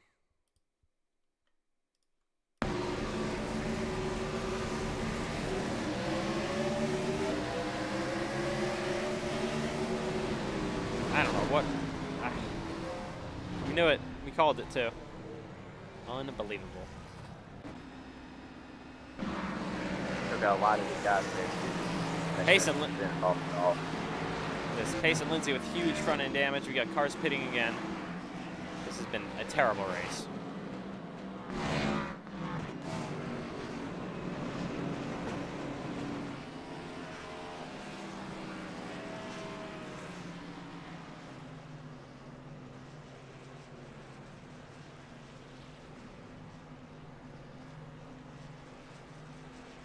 Pfeiffer, he is destroyed. A lot of cars destroyed in this one.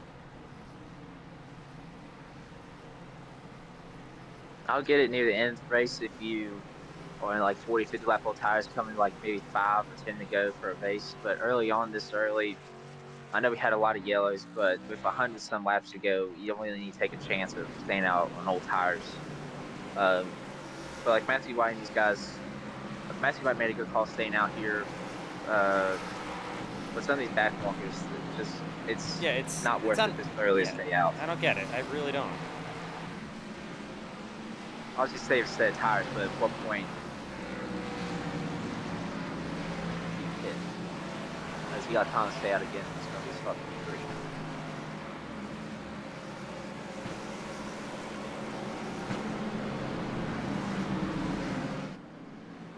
It's like I think it was Cody Rowe incident in Michigan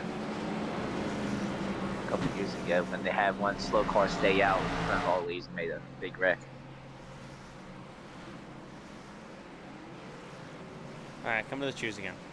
Tomlin again stays out.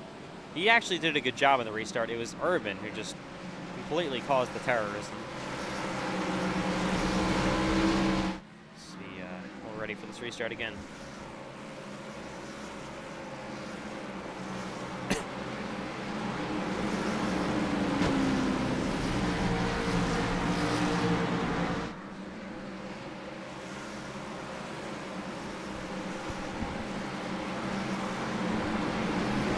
Matthew White once again will lead the inside lane for the restart.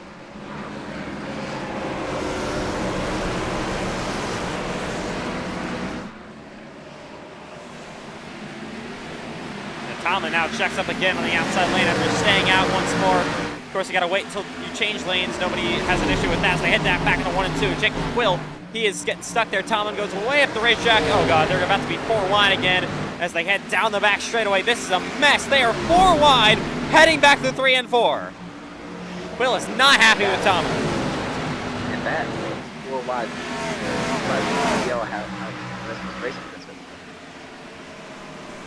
Donahue's stuck back here again. You got Quill on the outside. Malone again runs his teammate, or affiliated teammate, up the racetrack. 6 of Malone slides. Now got Quill to the outside of the older tires of Richard Cherry. 9 of Benton back there on the inside, working a little bit further back as they battle here. Quill is in the 3rd place, of course, the first car on fresh tires. Side by side, Sean Rowe now working his way to the, oh my God! And around goes Cherry. No caution, and of course the caution's out. You saw it, we don't even need a replay. else to say after this.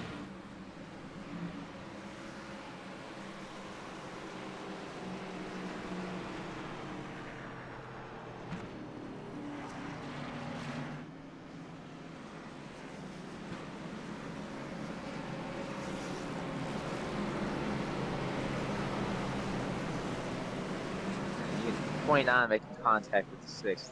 You can see very upset with what happened there. Yeah. There is Payson Lindsay. I think he's getting his free pass. Or I don't know what he's doing. He should be getting the free pass here as the first car. Yeah, there we go.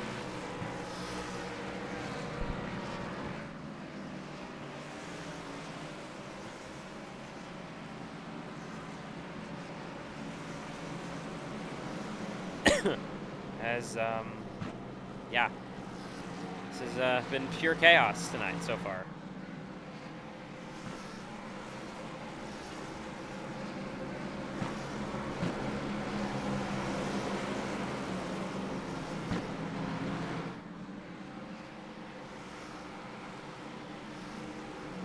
Matthew White probably going to stay out again. Him and his teammate Hunsicker still, though, lead this one.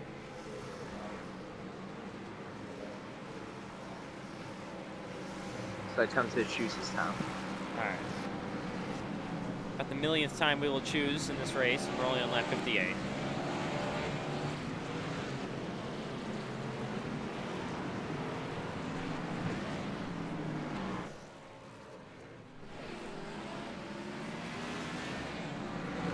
Gonna restart on lap 60 with 41 to go to the halfway break.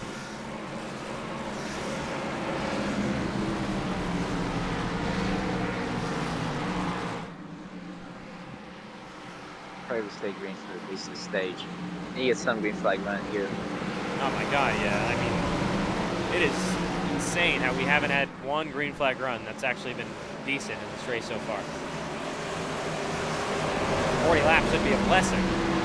As we are back to green. I have a strange suspicion we won't get that. Hunsicker blocking all the way down low and Donahue as they make their way back into 1 and 2. White's going to clear Quill, heading down the back straightaway, and they're going to be almost 3 wide again. Here's the 82 of Donahue to the bumper of Hunsicker. Now Quill on the bumper of Matthew White. Of course, fresh tires are going to go for the lead. Hunsicker now got fresher tires at the 20 of Sean Rodo's outside, and I believe Rowe going to try to clear him back into 1 and 2. Rowe will clear your defending series champion Hunsicker.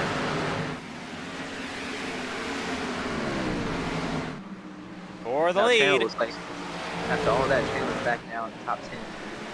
Yeah, Cameron Chandler doing well back there as they continue to go side by side. Your pole sitter Aiden Donahue in the 82 car on the bumper of the 77 of Hunsicker.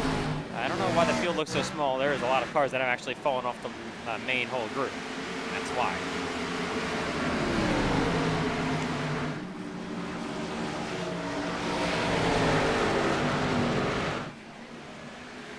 Side by side, Hunsicker now falls back the line. Donahue working his way to the inside on that 9 of Benton. Trying to get 5th place. Aiden, of course, on fresh tires. So is Benton, heading down the back straightaway. Only car inside the top 6 that isn't on fresh tires is still your leader, Matthew White, doing a good job holding off Jacob Quill.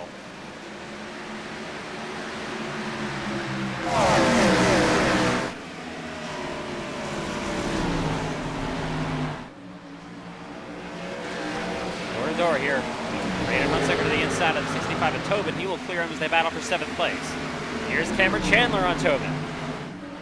Michael Gregory's been having a good day in 10th. Got Andrew Stacy in this 96 back there, the 65, Jeremiah Gontley. Oh, we got a car way up the racetrack. It was William Reagan. He should be good to save it, though. For the race lead, Jacob Quill is now caught up to the back bumper of Matthew White. Matthew White is sliding down the front straightaway. Hasn't pitted yet in this race, so on old tires, obviously. Quill pitted, what, about 20 or so laps ago. Door to door now. Here is Donahue to the inside of Benton.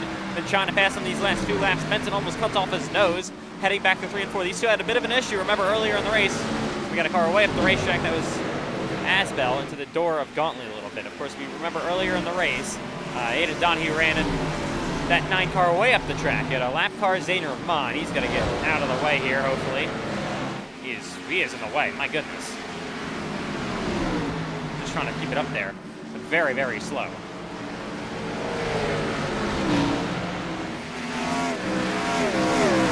Side by side down the front straightaway for 5th. Of course, Donahue started on pole. Benson, of course, won the Daytona 500, so a lot of success so far this season up front. Both these drivers top 3 in the standings. Benson, once again, though, clears Donahue back into 3 and 4. And the battle for the lead is continuing. Jacob Quill put the bumper to the back of the 7 car, Matthew White almost. As he tries to move his way to the inside here for the race lead, Jacob Quill and Matthew White. White is still holding on as they head back to 3 and 4. Very impressive, these old tires just hanging on. On a lap 70 this time by in Richmond.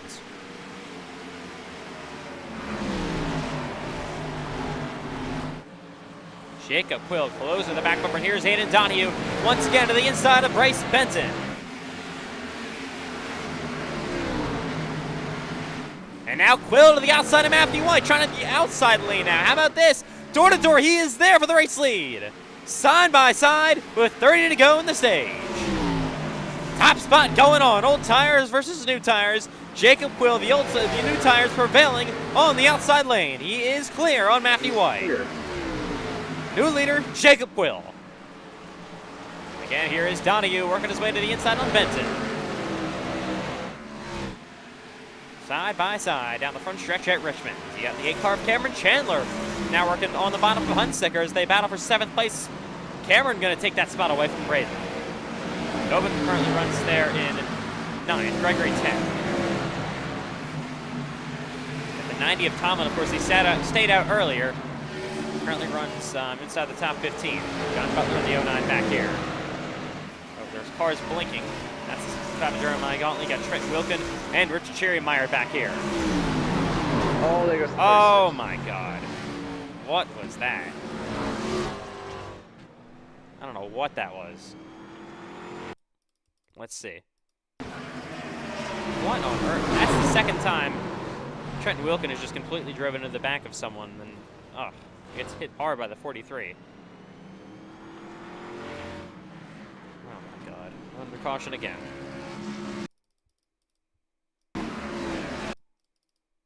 Oh, we actually had a long run coming for once.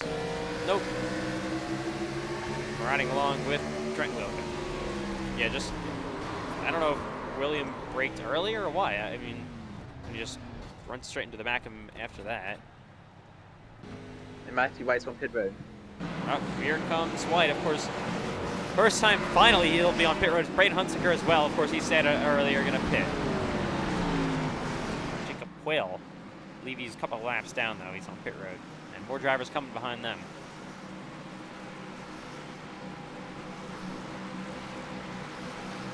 So I don't even want to know how many cautions it's been so far tonight. We're actually having a good run going there until they wreck for 25th again. So we're on pit road with about 26 laps to go to the halfway break.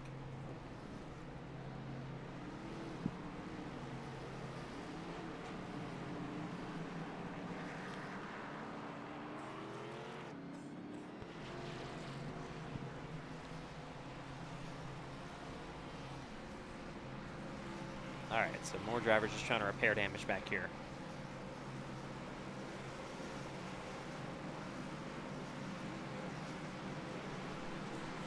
Not coming to the shoes, obviously, just quite yet. As all these drivers trying to roll off pit road. Trenton Wilkin has been the cause of about 3 crashes tonight. So, I don't know. It's been the same few guys here at Richmond so far this week. Now it's, look at Sean Rowe currently running in 2nd. He's got a good opportunity here. There's some stage points. Jacob Malone runs 3rd. Benson 4th. Donahue there in 5th. Looks like first car on fresh tires will be Matthew White, 13. So close enough to stage points here. 20 laps to go.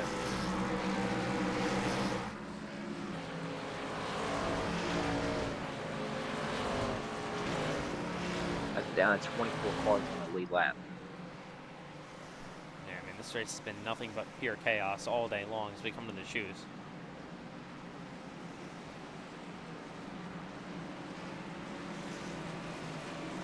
As Jacob goes back to the top, very well for him last time.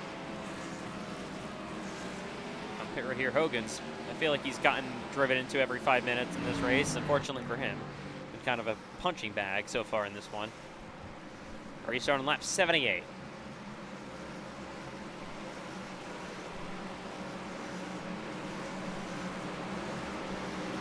All right, here we go again in Richmond.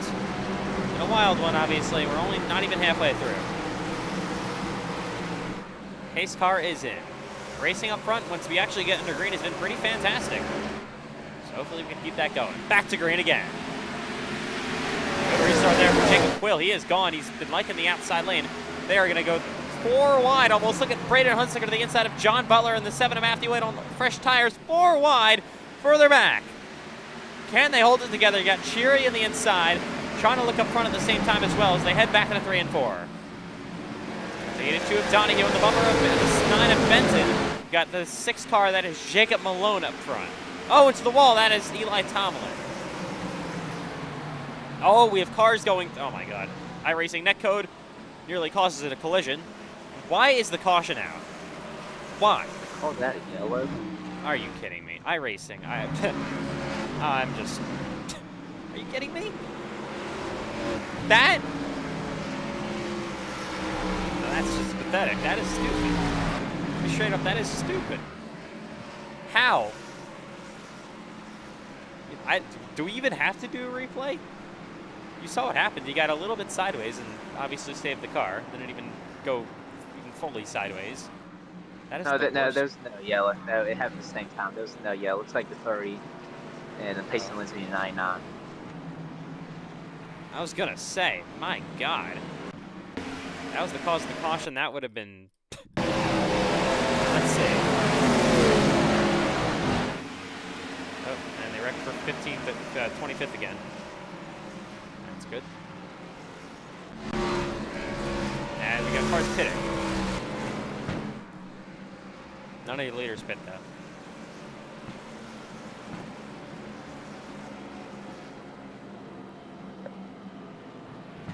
How this race is going, you might not need to pit the whole race.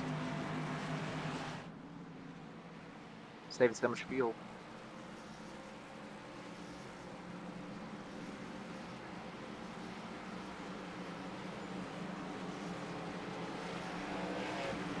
Zane Ramon gets a free pass now, 25 cars on the lead lap. All right.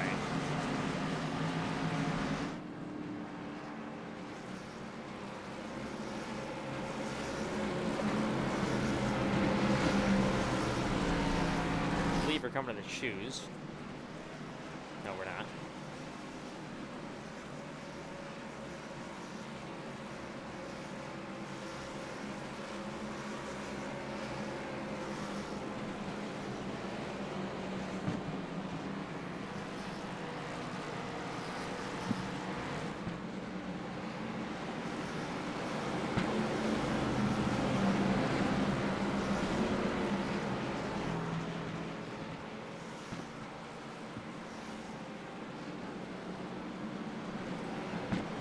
All right.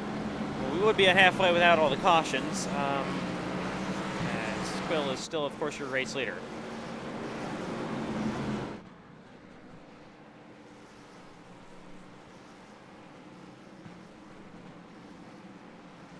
He's going to choose inside this time. How about that? Rowe's going to go top.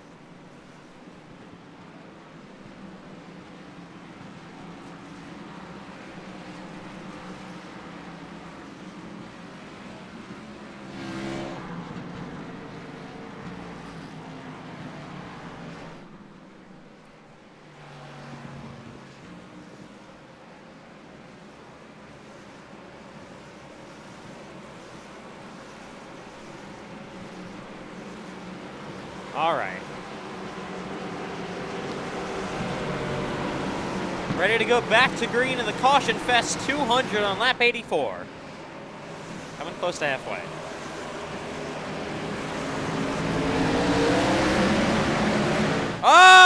Oh my God!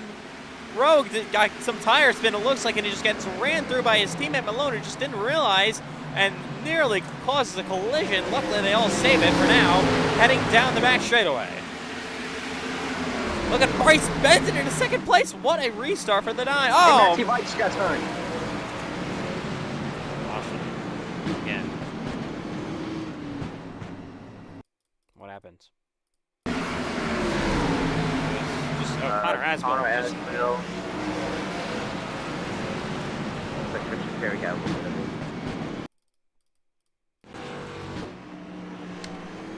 Unbelievable. Alright, we are switching to single file restarts. I've had enough. I have had enough. I'm tired of it. We are switching to single file. We're trying that. Hopefully this helps.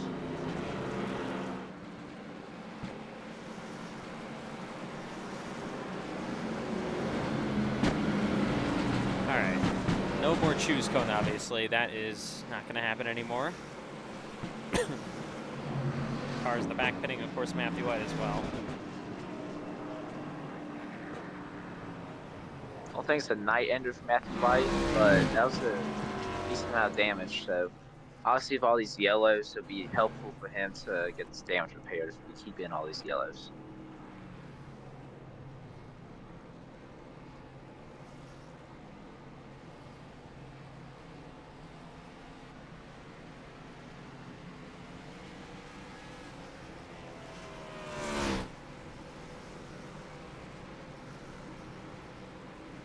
Alright, so here they're not going to choose anymore, obviously. So we're now back to single file restarts.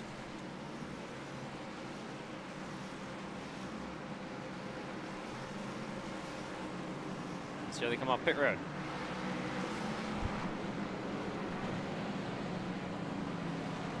Whale was make it off pit road. He was a couple laps down anyways.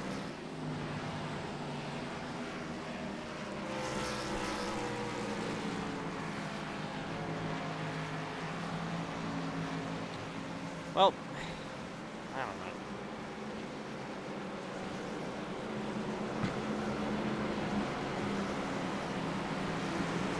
Well, this might break the caution record.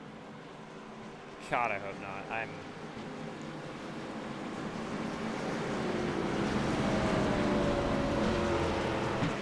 And we're not even halfway yet, which is the sad part. Hopefully, the second half is the opposite, or at least needs some more. Mm-hmm.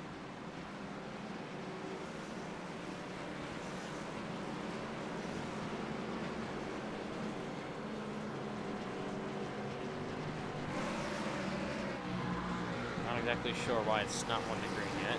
Alright. I don't know where Sean Rowe is going. I guess he just came up to go side by side with Will for whatever reason. I think he found his shoes. Because he went inside and everybody looked like they went to the top. Yeah, I don't he thought that was an early Christmas present he just got. That would have been a good gift on 6th in the front row. Yeah. He must have been so confused until he looked up and saw a single file restart. This looks like going green this time. This again Rowe goes to the bottom. I don't know. Did anyone tell him this time? Not quite sure what he's doing. Gotta back out. Now he will. No one on pit road, so we'll restart on lap 90. Hopefully, get at least 10 green flag laps. That's the most we can get before the halfway break, of course. All right. Here we go again. They're gonna all rip the outside for this restart. Interesting. Looks like they're wall riding as we come to green again in Richmond. Quayle will get away, obviously, as now Aiden Donahue to the inside. You gotta wait until the start-finish line to actually change the lane to the inside as they head back into 1 and 2. There's the 77 of Raiden Hunziker to the inside of Sean Rowe. Obviously a whole lot less side-by-side and chaotic back there, heading back to 3 and 4. There is Hunziker on the bottom. It's a single file throughout the pack. And a couple of side-by-side battles, and now Aiden Donahue Gets around Jacob Malone in the 6, and now he's going to get to the bumper of the 9 of Benton.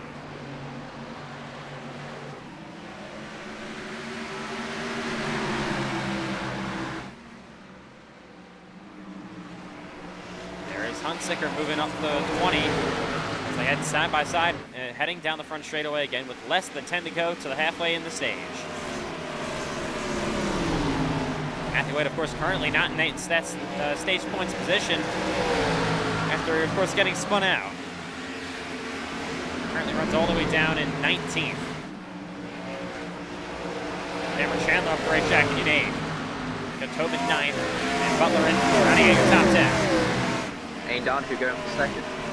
Here we go, Donahue on Benton. Oh, once again, Olszewski's going to run the 9 up the racetrack. That is the second time this night he has done that to Bryce. Bryce, I mean, usually not a driver to lose his cool, I should say. Will he do that tonight? We'll see. Will now second out front. Heading back in a 1 and 2. Donahue on the bumper of the 9 of Benton now. The 6 of Malone side by side with Braden Hunsicker down the back straightaway. Hunsicker trying to take this spot away for 4th. Malone, it's got some front end damage. He's going to just let Braden go. I would say single file restarts helped. It's definitely helped a lot. Sprout the pack a lot. Here comes Gregory to the inside of Malone almost. He is there. Cameron Chandler lined up as well. He's going to try to move to the inside of Sean Rowe, who's starting to fall back through the field later in the stages of the stage. 6 to go to the 5 to go to the halfway break, I'm sorry. And here is the 82 of Donahue, and they're just allowing Jacob Quilla to pull away. And here's Hunsicker as well in the 77. He needs stage points. He's going to drive it in really deep on his former teammate, Aiden Donahue. They come to 4 to go in the stage this time by Aiden Donahue is loose down the front straightaway. Now here comes the 77 Hunsicker. Oh, Cameron gets turned. And they're wrecking. This is the worst time for a caution. Oh my God. And this is going to actually end the stage.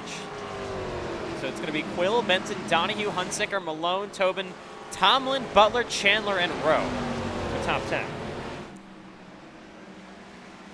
This is going to be the stage.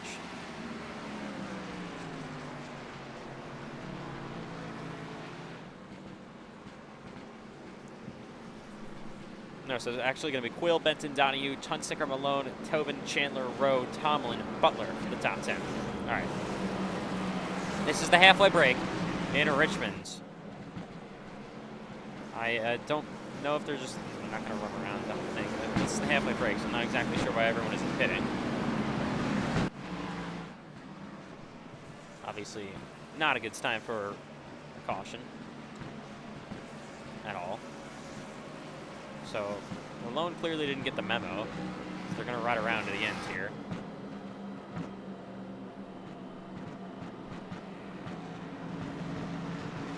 All right.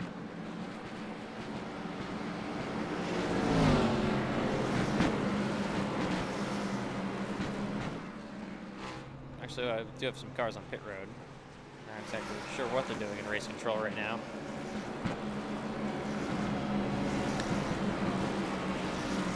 So, of course, this is halfway at Richmond, where there are no more guaranteed cautions in this race. Close enough to a guarantee. Coming halfway now, lap 100 this time by. So the stage results were already official. There's cars pitted back here. So we'll just have to manually do that at the ends, unfortunately. Coming to 1 to go this time by. Then we'll get back underway with a halfway break in Richmond.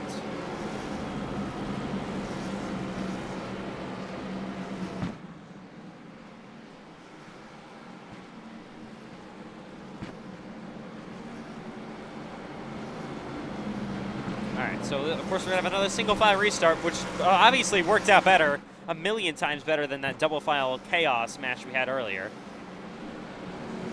Still got caution, but you can tell throughout the field there was a lot more calm, not a lot of 3 wide. Mostly single file, if not maybe a couple side-by-side action.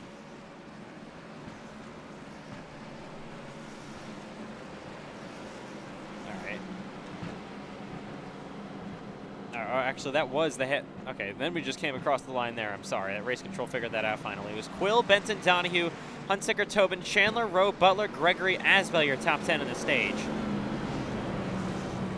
I guess they're communicating over the radio. Obviously, can't see that, as they're going to all come to pit road this time by for the halfway break pit stops.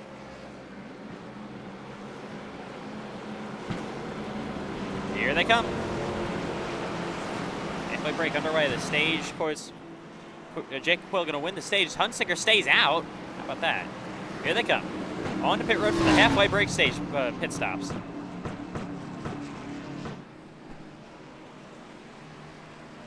seems like he's the only one. There's a couple extra, but still. Hopefully, don't get a restart like we did earlier.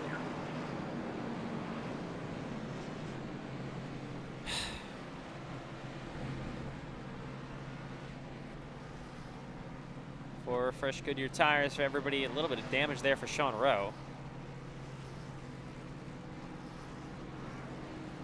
And off pit road first. Great stop. Aiden Donahue's going to beat Quill, who has to slow up a little bit. Oh, is this a penalty for Jacob Quill? I don't know. He's pretty slow. I can't tell. Was there the worst camera angle I've ever seen? Yes, it is. Wow. Jacob Quill going to be going to the rear of the field, I believe. I think.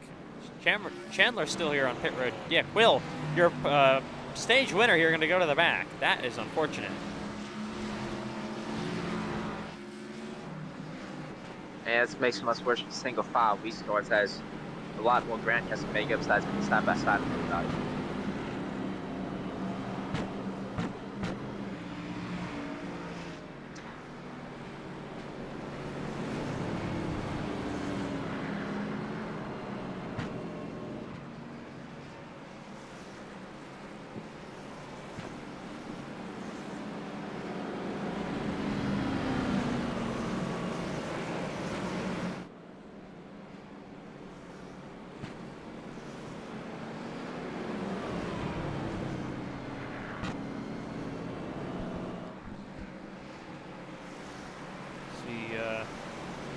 I believe we're going to come to one to go. Yes, we are. Restart lap 105 for the second half. It's going to be 96 laps to go. There's now single file restarts for a little bit. Maybe if they have, hopefully we don't get another restart in this race. Honestly, I'm going to say that right there. I want to see them run green to the end. That's nearly not possible from what we've seen so far tonight, but you never know. We'll see. We had a couple stay out. We'll see if they have wheel spin.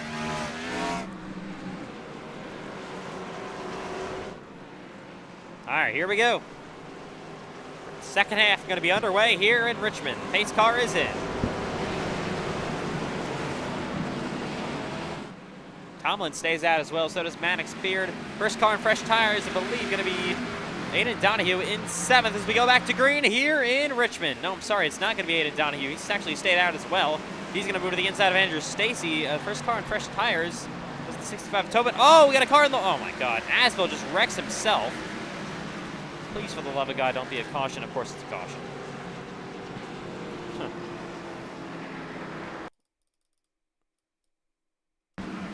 So Connor Asbell just completely wrecks himself. Up the racetrack he goes. Yeah, just loses it.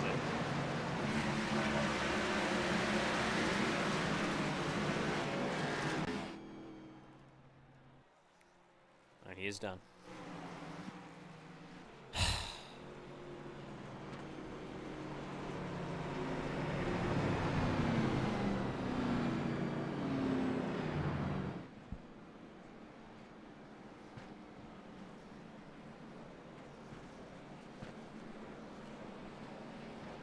Under caution again in Richmond.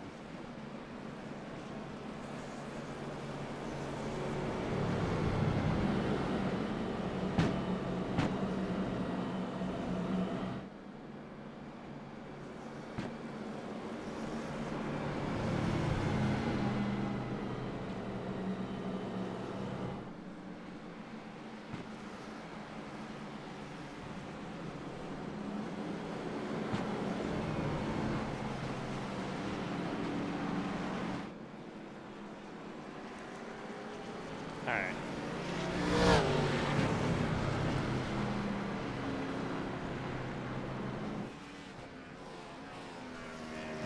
So they have shortened it, so we're coming on 1 degree in this time by. Of course, no chews anymore. So, yeah.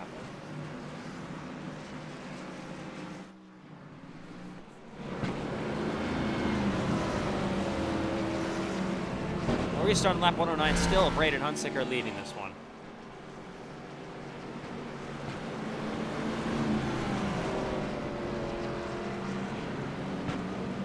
The most caution, one of the worst and most caution-filled races in series history. Unfortunately. So you get ready for this restart once again here in Richmond. Single file, because that's all we can apparently handle. Coming back to green on lap 109. Hunsicker just gone. These guys stayed out as well. To the inside now goes Gauntly in the 62. On the 90 of Tomlin. And there comes the 6 of Jacob Malone.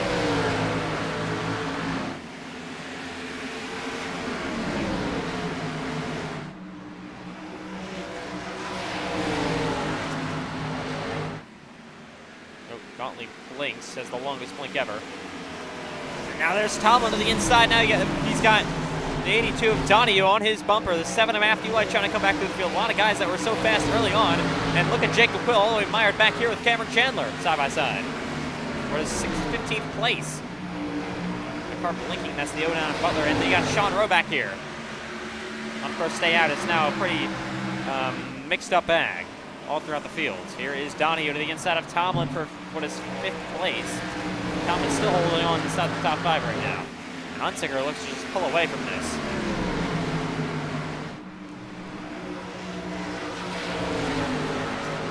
Donahue will clear Tomlin. Hunsicker now with a 7/10 second lead over Maddox Beard. Oh, Gauntly gets completely loose up the racetrack, and they're 3 wide behind them. There's the 42 of Aiden Holes up the track. Doing on John Butler, the 48 of Jacob Quill, and that 8 car of Cameron Chandler back there. And oh my God. No yellow. And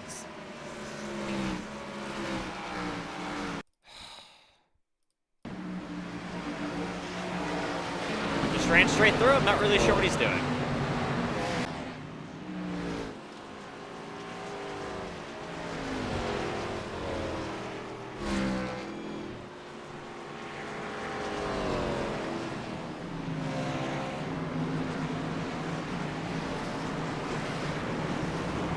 Oh my! And he's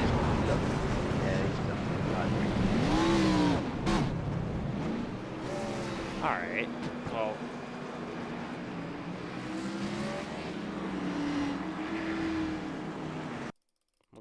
you can't do that, obviously. I don't know. What is he doing? And ran to the back of poles as well.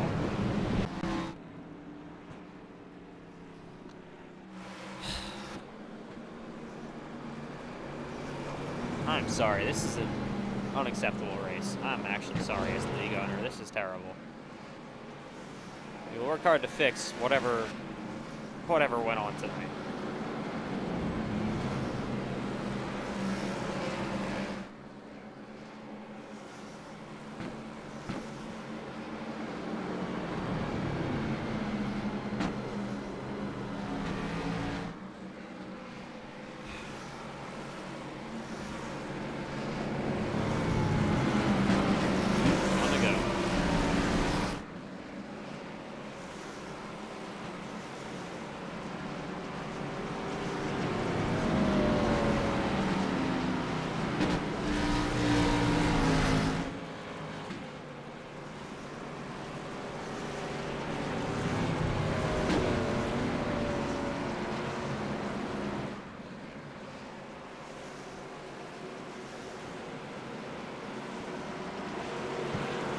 Matthew White back in the top 5. Of course, he stayed out.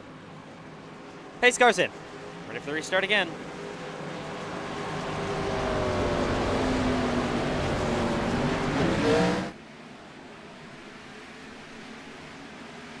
Jacob Moe to the inside of the 18. Now it's, of course, getting completely blinding. This race would have been over a while ago. We wouldn't have had this issue. We have 17 cautions so far tonight.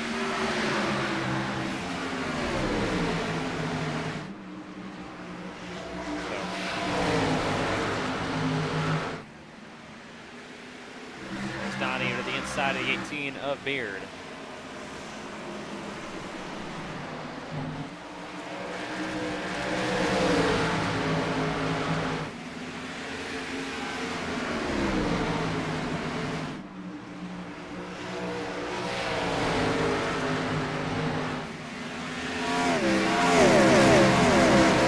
Donahue now in the rear bumper. Of course, now the sun is in the way on the 6th car of Jacob Malone. Hunsaker continues to lead up front.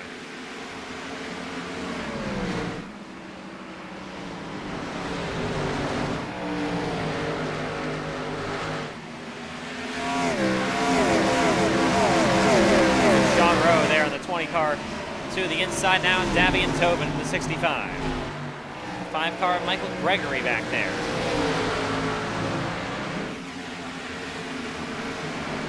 Cameron Chandler in that A. Throw now to his bumper of his teammate and move to the inside of the 65 of Tobin. Will back there, of course, won the stage, running in P11 right now. And out of the inside goes Aiden Donahue for what is 2nd place on Jacob Malone. Your Polster Donahue hasn't led a lap since the first 10, I believe, but he is now there on Malone, side by side. Don't have a green flag running. I have a feeling.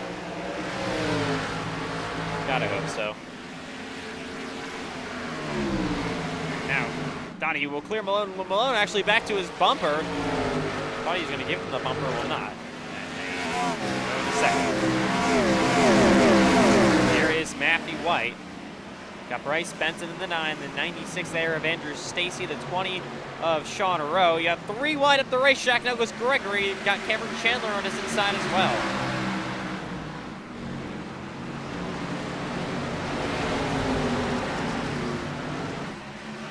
Of course, now that there's no cautions coming out, we now have the issue of the sun. So, real quick story here. Cameron Chandler was very angry about the sunset last night. Not the sunset, but the sun kind of being in the way down the front straightaway. I don't know why it's really so insanely bright here at Richmond when the sun starts to go down. But, oh, Andrew Stacy, my goodness. Bit of a check up there in the 96 car. But, yeah, this race would have been over by now without 17 cautions. So, we originally set it to a right time to not have this issue. Now we do. So that's unfortunate. 76 laps to go. Still in this race. Gregory there in the 5. 9 of Butler.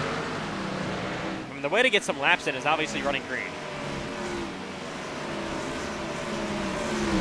Good Lord, we haven't been able to do that tonight. And it definitely is unfortunate. These guys at the front of the field, the top 10 qualifiers, they have been putting on a hell of a show.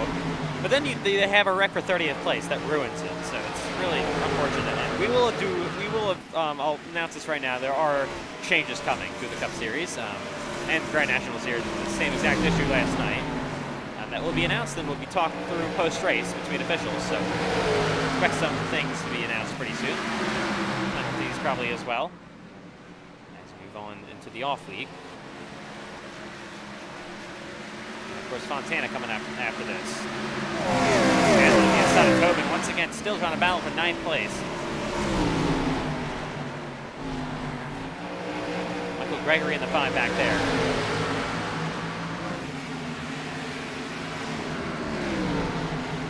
Oh, Chandler gets really tight for a minute. Nearly ran that 65 up into the wall. And you can have to back out of it. Fall back to 10th. Cameron trying to sweep the week. Hasn't really had the greatest of nights. I mean, hasn't really had an opportunity to be racing up front. All the cautions in this one, but you get the point. There's the 5 of Gregory on the bottom. And Andrew Stacy there in the 96 car.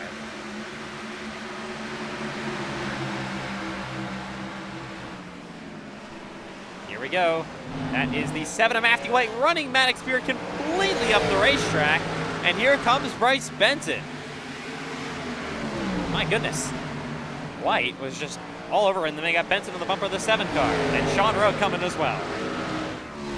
Oh, contact between Matthew White and Maddox Beard.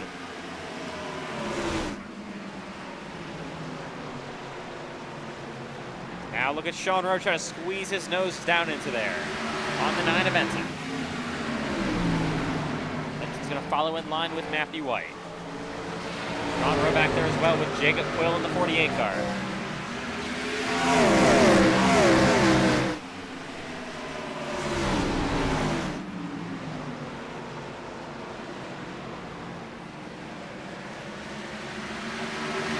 Get the 20 of Rowe to the outside now, and Benton. Fresher tires starting to come through this field again. Contact, oh! Benton! Quill had to step on the brakes and now run into the 9 car.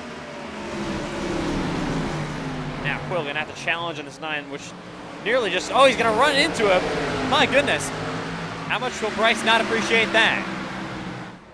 Bryce has been kind of ran around a lot today. Again, Quill gets to his bumper. Obviously faster. Cameron Chandler trying to come back there, and same thing with the 65 Tobin.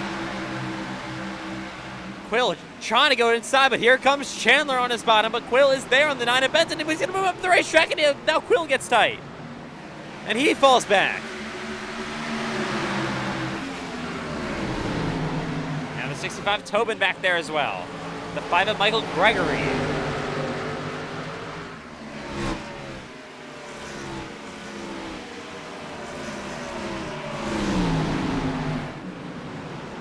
Cameron Chandler to the inside of Benton. Nearly contact again between those two Team Chevy Motor Club teammates. Back to 3 and 4. Tobin and Chandler now make contact. Here comes Quill in the 48. 3 wide to the outside.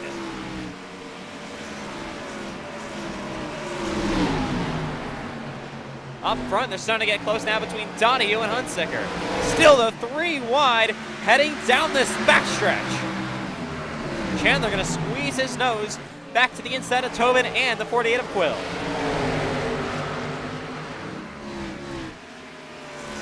Fall back in line up front.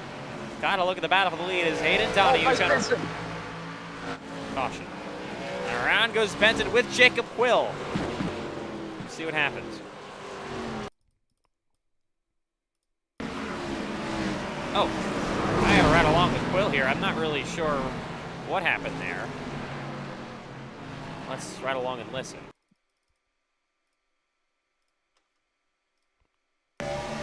Riding with Jacob Quill. Race was loose. Oh, maybe just misjudged that. I'm not exactly sure. But takes out. Now, it doesn't take him out, but damage to 2 strong contenders here. And Bryce Benton is not very happy. And we have Braden to go down the road. All right, here we go. We have some of your, and Donahue pitting as well. All your leaders looking like they're coming. It's kind of a reset here. This is the final, I would say, required pit stop of the night. I would go back to double file restarts, but we've had good racing with single file. We could try it. I don't know. We may try it. As we come to... I'll probably do one more single file, see how it goes. Yeah, I don't know. Still got a long way to go. I guess if it's late in the race, we could go double. Here we go. Tires being taken. Rice, of course, spun out your Daytona 500 winner. For fresh Goodyear tires for everybody. Off pit road first goes Braden Hunsicker. He's going to beat Donahue. Actually, second goes Malone. I don't know. Who actually got it? They're side by side. Now Malone actually got it. Third, Donahue. Fourth, White. Fifth, Rowe. Maddox Beard falls back to 6th. Good strategy, though, for him. 7th going to be the 8 of Chandler. They roll off behind them.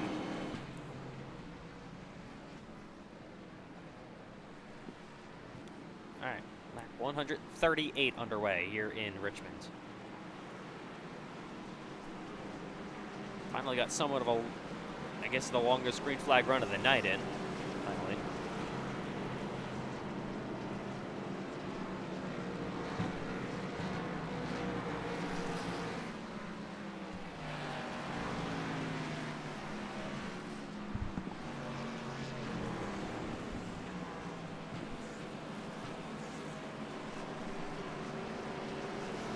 All right.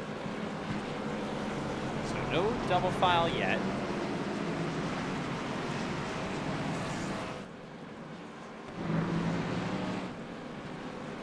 Jeff Quill, for some reason, was sent to the end of the longest line. Now he's back on pit road.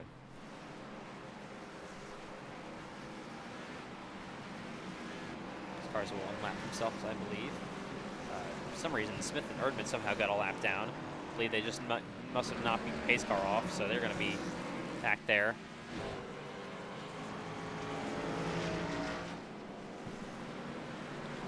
Restart with 60 laps to go. It's still Hunziker up front now. Into second place goes Malone. Third, Donahue. Fourth, White. Fifth, Sean Rowe.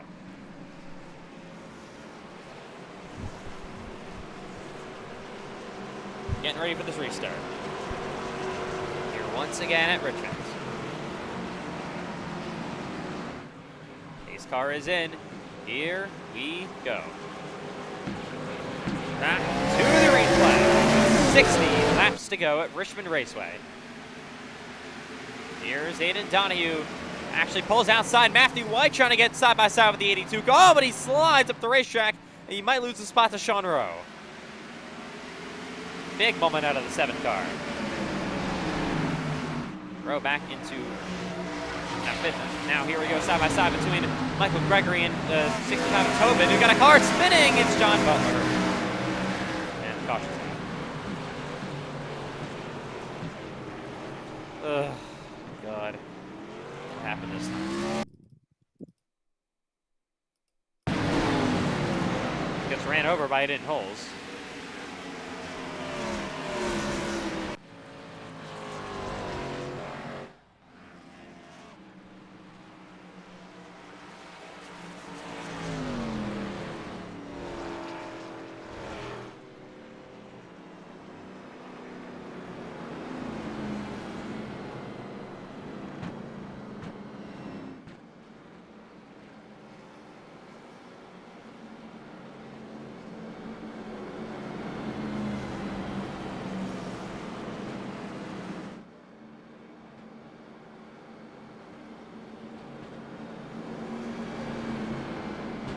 All right.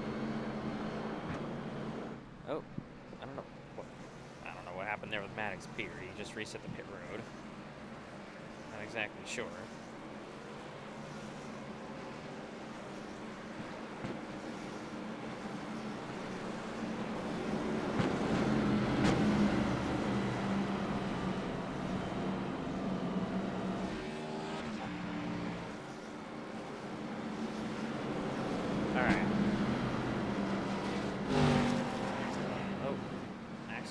Goodness, trying to get his lap back there. I think he gets the free pass.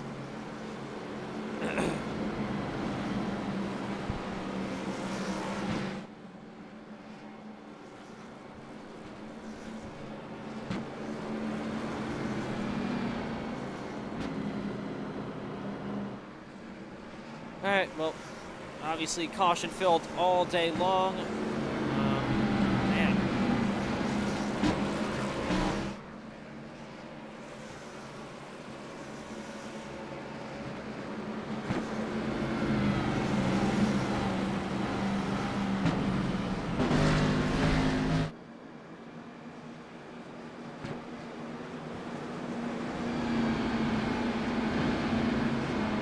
Back to the restart this time by on lap 146.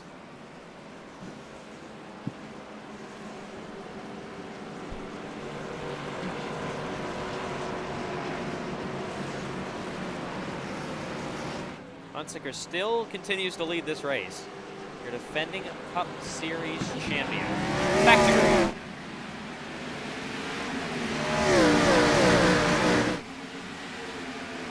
They'll head back here to 1 and 2. Good restart out of Braden Hunziker. Into second place, of course, goes Malone. Third, still that 82. Donahue. Fourth, Matthew White. And then fifth, Sean Rowe. As we have a 4-wide mess with a bunch of damaged cars back here real quick.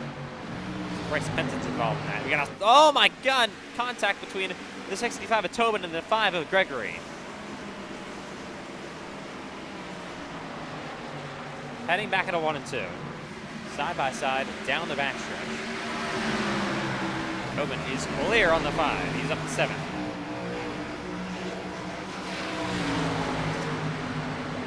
Tobin is still sliding around, though. Gregory back to his inside. Here's the 20 of Sean Rowe. Now under maybe a bit of fire from the 8 car of Cameron Chandler. You get the 7 of Matthew White, the 82 of Aiden Donahue, the 6 there of Jacob Malone. And here comes Hunsicker now with a 6-second lead out front. To the blinding lights we go at Richmond.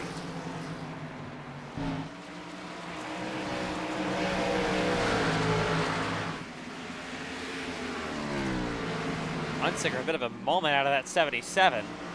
They're coming to 150 laps in to Richmond's. 51 laps to go.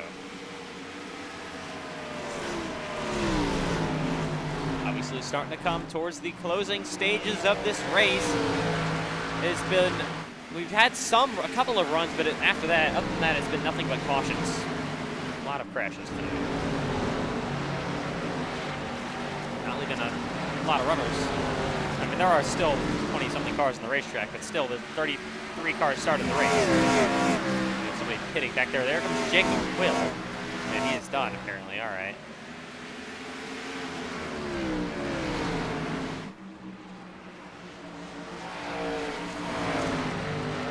It's your stage winner, Jacob Quill, of course. For second, Malone and Donahue.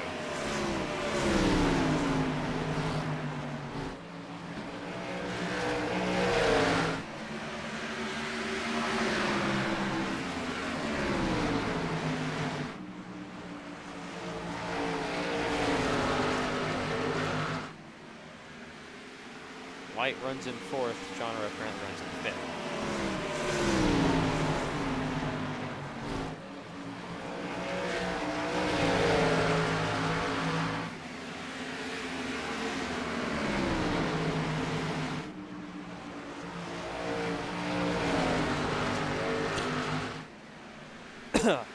Sorry. And here is Donahue to the inside of the 6 of Jacob Malone for second. Door to door, contact almost, heading down the back stretch again. Malone trying to hold on. Oh, he's almost going to cut Donahue off a little bit there. Donahue tries to make his way to the inside, but will slot back in line with the 6 car Malone.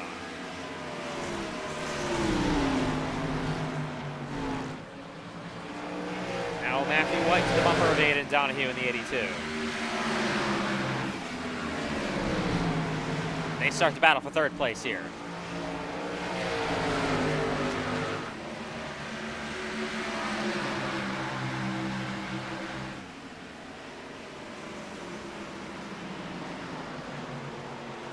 Back there, Sean Rowe currently runs in 5th. Obviously, still a bit of tire saving probably going on. And now Matthew White trying to get there at Aiden Donahue. They battle for 3rd. Sean Rowe, this could allow him and Cameron Chandler to close in.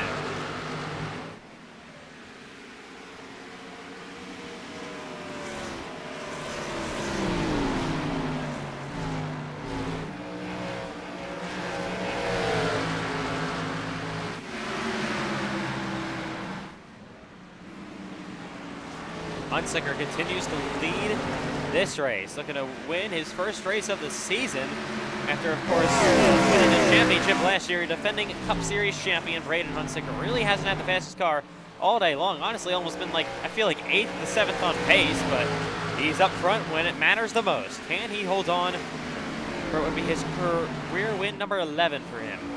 Trying to back up his title.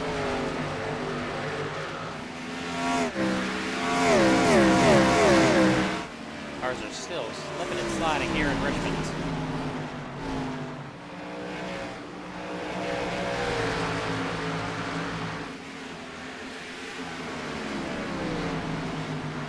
Back to 3 and 4 they go.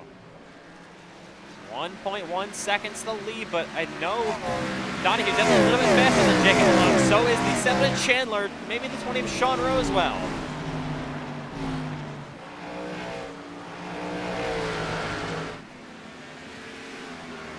Hunsicker leads back on a 3 and 4. What a 40 laps to go this time by. Side by side between Andrew Stacy and the 5 of Gregory. Great. Ooh, Stacy sliding around the outside lane.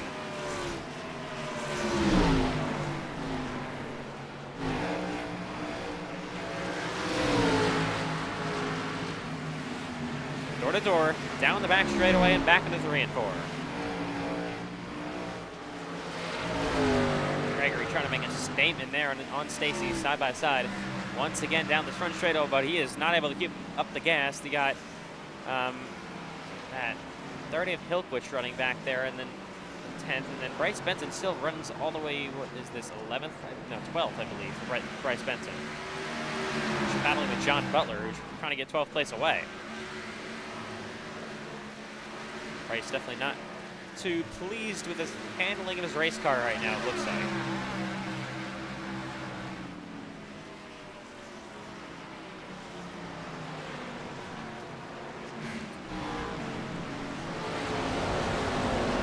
It's definitely been a very, very uncharacteristic Richmond race. Usually even in FedEx, we always have long green flag runs, but all those were night races.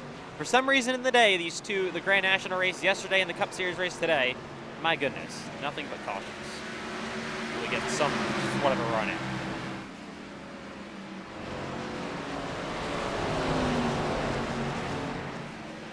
White still trying to close to the bumper of Donahue. He's on his bumper, he's to the inside. Here we go for 3rd place. Look at Matthew White for P3. Basically the highest he's ran all day. He will clear Aiden Donahue.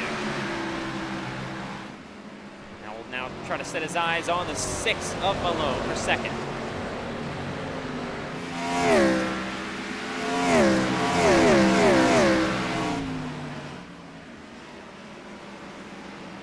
Sean Rowe back there runs in 5th. Chandler now runs 6th. Donahue going to try to get back to the bumper of White to maybe challenge him once again.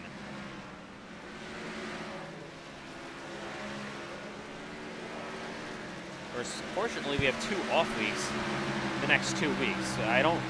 It kind of does suck, to be honest, because I would really like to get going again after this one. Fortunately, Christmas and New Year's, Christmas Day and New Year's Day both fall on a Thursday, and New Year's Eve and Christmas Eve both fall on Wednesdays. That's Grand National and Cup days, so nothing we can really do about it, unfortunately. But we will still have some iCar races. We'll have lobbies and possibly a special event.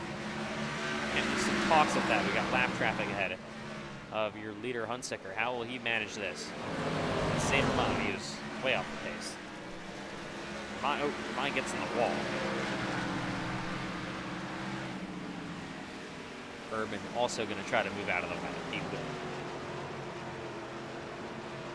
For your defending series champion Braden Hunsicker. I mean, I don't want to say pitch strategy put him up front, but definitely put him in a really, really good position right now with coming to 31 laps to go. He is blinking sudden. All right. Oh, okay. We can't have. Hopefully, don't have this issue. There we go. The last thing we need for leader. Now look at Sean Rowe. He has that now caught. Aiden Donahue as they battle for 4th place, and now here's the 8 of Chandler to the inside as well. Trying to get there on Sean Rowe.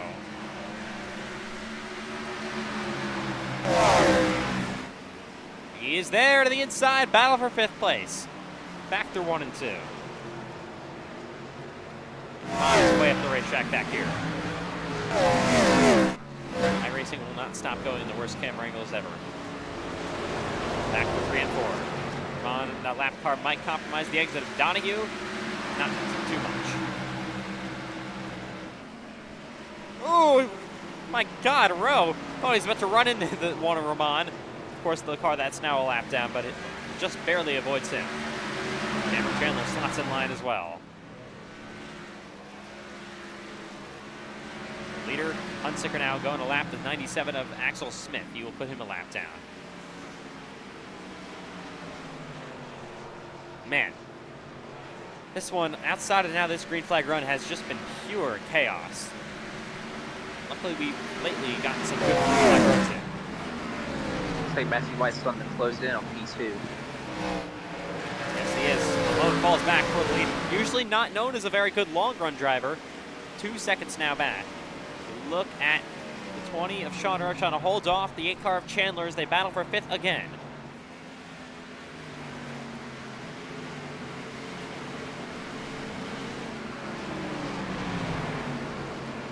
Rowe gonna almost slide up the racetrack a little bit. Cameron gets to his bumper, gonna just barely try to tap him. Doesn't move him up the racetrack at all, though, for the most part.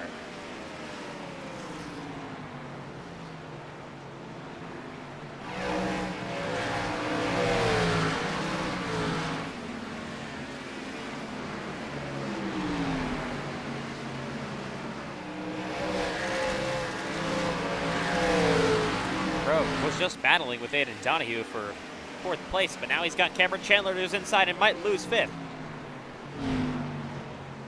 Side by side, back through 1 and 2. And door to door down the backstretch.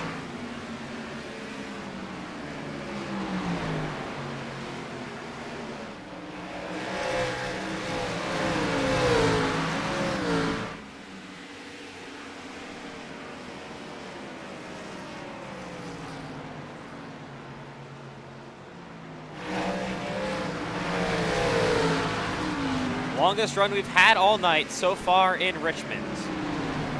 Battle for 2nd going on here is Matthew White trying to get to the inside of this 6th of Malone, but he gets him sideways, heading down the front straightaway. Donahue also trying to close in. Back at a 1 and 2. And now Chandler to the door of Rowe. And here's White to the door of the 6th of Malone. He's going to get a little bit tight, and almost slide up the racetrack. This is the only side-by-side battle now, and now it's back to the single file. Chandler just cannot find a way around Sean Rowe. Oh, Chandler nearly to the wall. He's in the wall. Mistake there out of Cameron Chandler. Gets a Here's good Matthew White. Here he goes once again for 2nd place on the 6 car Malone. Oh, but again he slides off corner exit. You've got to be careful with the throttle down the front straightaway here at Richmond. Definitely a big game of finesse, like this entire racetrack is. They are allowing your leader, Hunsaker, to pull out almost 3 seconds. Braden Hunsaker having a fantastic second half of this race. White runs a little bit of a higher line, back to 3 and 4. And he is moving to the inside again with 20 laps to go in Richmond. Matthew White is there, side by side for 2nd place. They lean on each other, but still cannot get to the inside of Malone. Here comes Aiden Donahue.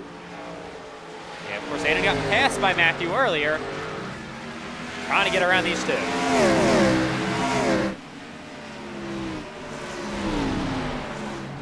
Your leader, Hunsaker, is in some heavy lap traffic now, side by side, trying to lap pace on Lindsay for another time.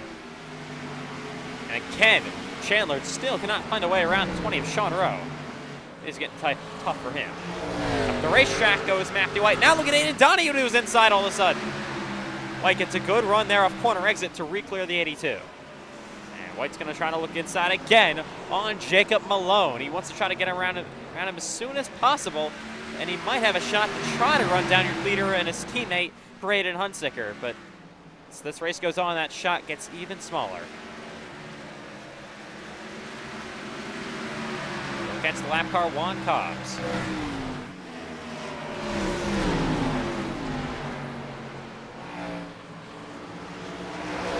White sliding on the inside of Malone and has to back out with the lap car in the way. Malone's just going to drive to the inside of that 67 car. He's almost 3 wide with Matthew White on his inside. Finally clears Juan Cobbs Jr., but Matthew White is there to his door, side by side with 16 to go for 2nd, back at a 1 and 2. White's to his inside, the best he has been all throughout this run. He is nearly clear, but Malone still trying to fight back on the top. Aiden Donahue, what can he do? White's going to run Malone way up the racetrack and will clear him off corner exit, finally into 2nd place with 15 laps to go. And now a 3.2 second lead for Hunsaker. But here comes Donahue on the bottom of Malone. Side by side for 3rd.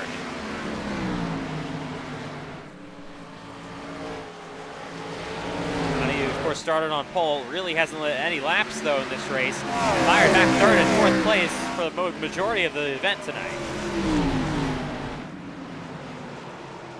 Got a lot of strong contenders like we thought we were going to see up front now late in the going.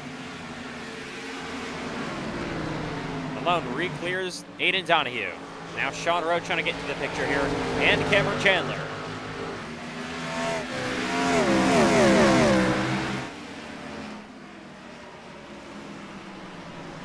Been a long race. Would have been well over if we didn't have all those cautions early on. That's definitely a fact. Hunsaker's got a 3.3 second lead. Got these 5 all battling second on back to 6th then.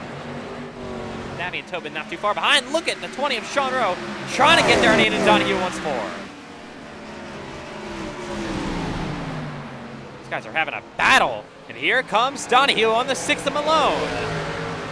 Side by side down the back. Can he get there? No, he cannot. Malone again slides up the racetrack. Aiden Donahue getting the bite on the bottom of the track, door to door. Here comes Sean Rowe in the 20, trying to make something happen back there. Cameron Chandler still, though, runs in 6th. Kind of wait in the wings for something to happen. Oh, Rowe, I thought he was going to run into the back of the 82 Donahue. Obviously does not.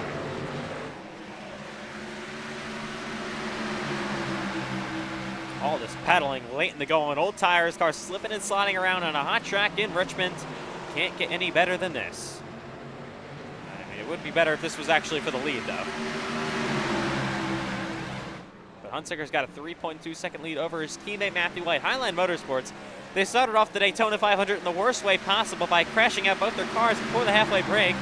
They came into this one. Matthew White wrecked earlier. Hunsaker was just off pace all day long, but they're now all of a sudden running 1 and 2, so what a comeback for them. They get passing down the lap car, pacing Lindsay in kind of a bad spot for Malone. He gets to the inside, though. We're going to slide up the race. Oh, my goodness, into the door of the 99 he goes. Might lose 2 spots here. He is sliding down the front straightaway. Jacob Malone loses the spot to Aiden Donahue. Now got Sean Rowe in the bottom to the inside of him. And caution's out.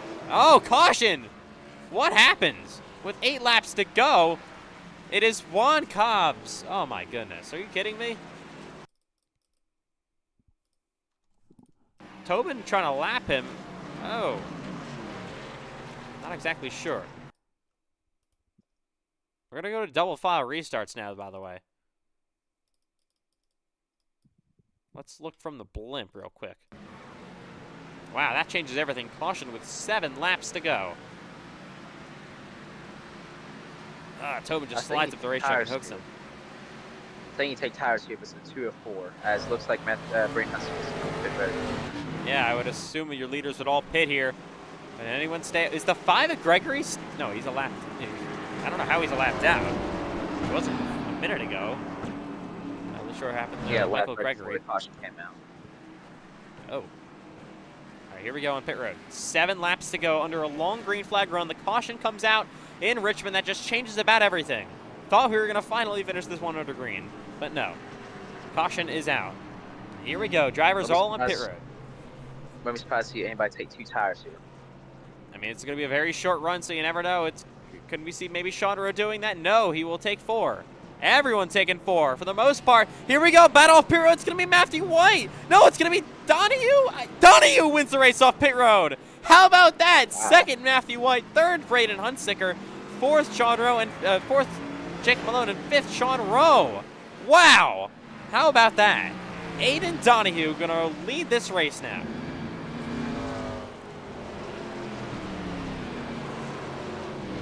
Came out of nowhere to take the lead.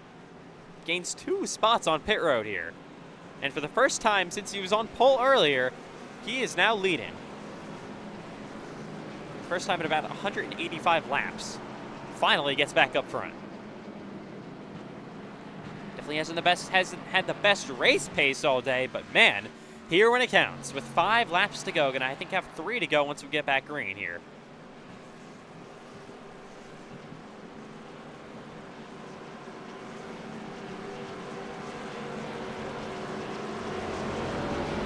And he hold on. Obviously, everybody on fresh tires got some lap cars ahead of them.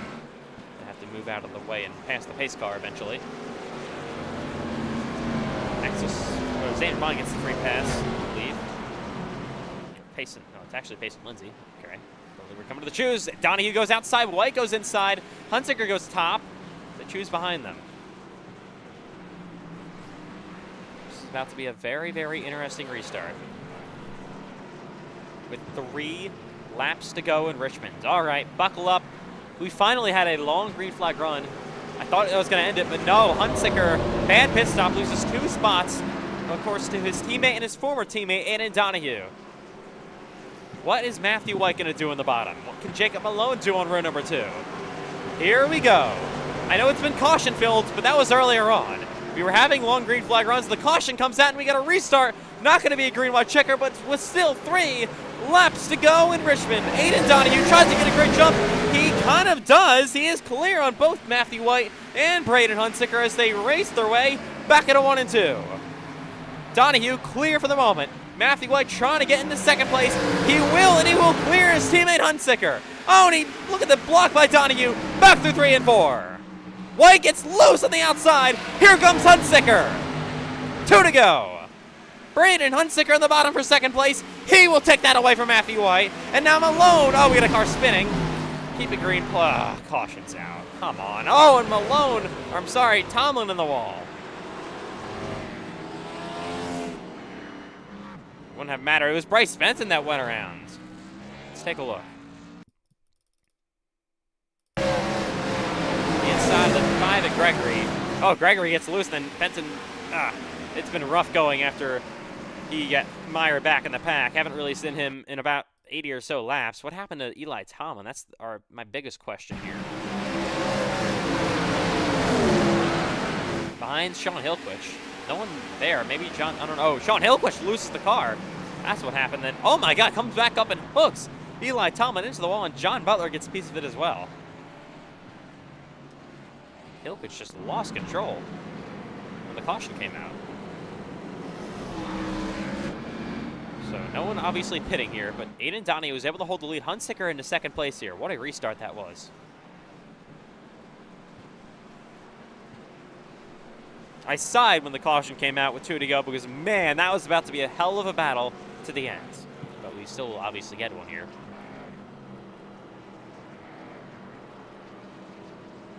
Well, this has been a very long race so far.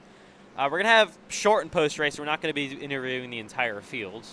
God help me if I had to do that tonight after the amount of yellows we've had. Interview some of the top finishers, and then that'll be it. Of course, we've got an off week coming up next week and the next 2 weeks for the Cup and Grand National Series. We got a lot to iron out here over these off weeks. We will when we move to Fontana after that. Obviously going to be a lot less chaotic than what we've seen at Richmond tonight. I mean, 33 cars on a short track. I mean, it's usually not the best with this brand new race car. But it's still been a little bit over the top, I'd have to say so myself.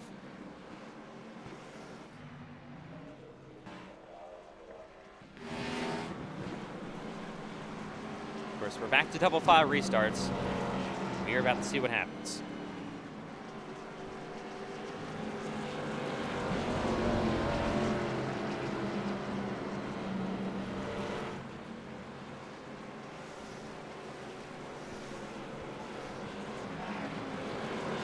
Try to get a good one. Good finish here for Greg Biffle, of course, who this race is dedicated to. Unfortunately, it's a bit of a chaotic race. This is definitely not the exact race I would have wanted to dedicate to him. We're going to come to the shoes this time by. It's going to be green, white, checkered attempt number 1.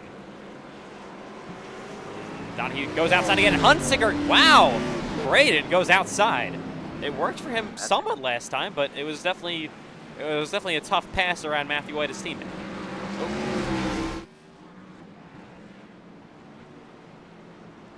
All right, here we go.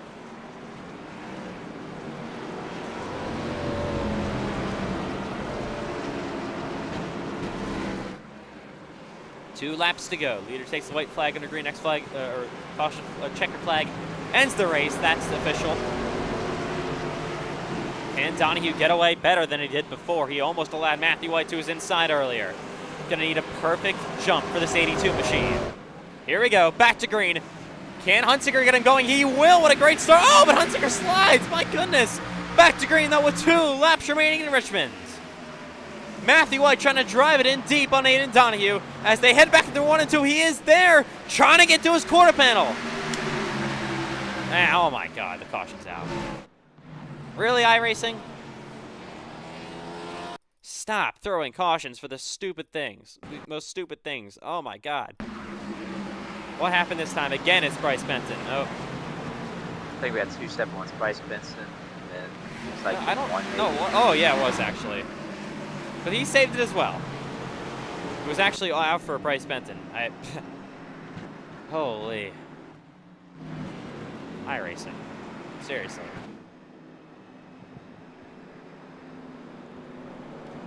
Just get this race finished for once.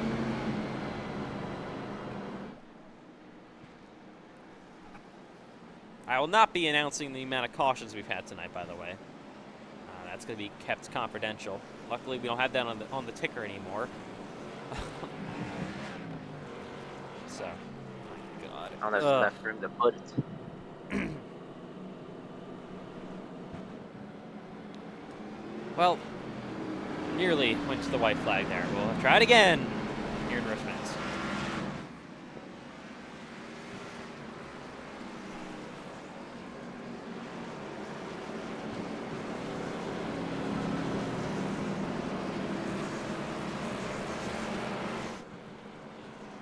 Can Matthew White get around Donahue on this restart? I believe we shortened it. Yes, we did. I'm going to choose this time by. A lot of people after this unbelievably chaotic week just want to get out of Richmond and go to Christmas break. So we come to the choose. It was a long speed week, obviously a short week, a lot of tired drivers, a lot of destroyed race cars to work with. But these guys will get a long break for the most part, besides iCar lobbies and special events, and then we'll move into Fontana in less than 3 weeks' time now. Should be a good one from Southern California. Going to be under the lights yet again from Auto Club Speedway. All right, Aiden Donahue is so good at Fontana, but he's also really good here at Richmond. Can he take home this win? Pace car's in yet again. 2 to go, overtime attempt number 2. Here in Richmond, can Donahue get another good job? He gets a shove from Hunsicker, but doesn't get his going as good. Oh, Hunsicker makes contact with Malone. Donahue tries to clear Matthew White. Back into 1 and 2, but can't. White back to the inside. Side by side for the race lead, heading down this back. Oh my God.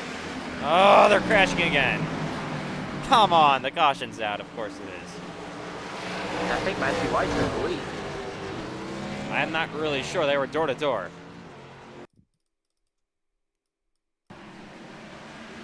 Yeah, Matthew White's in the lead there. Wow. Matthew White, your new leader, and then they... Oh, my God. Can we just finish? Seriously, this will be our final attempt at overtime. This will be the final restart of the night. Guaranteed.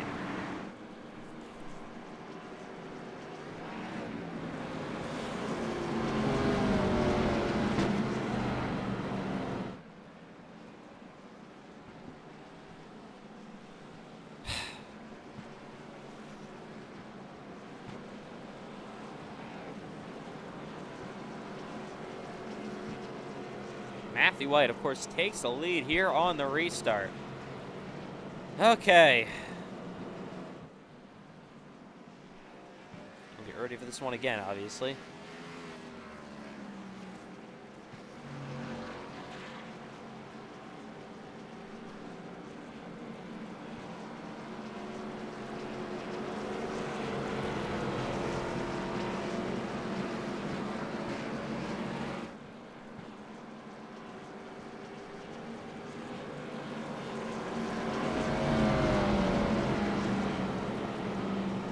Are not coming to shoot.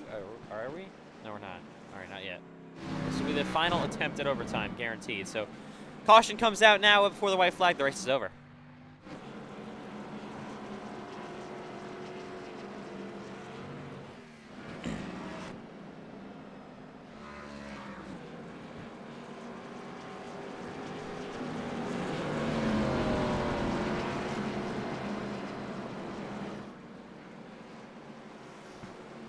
This has been a excruciatingly long race so far. An hour and 50 minutes. That is longer than the time for the Daytona 500, by the way. That's insane.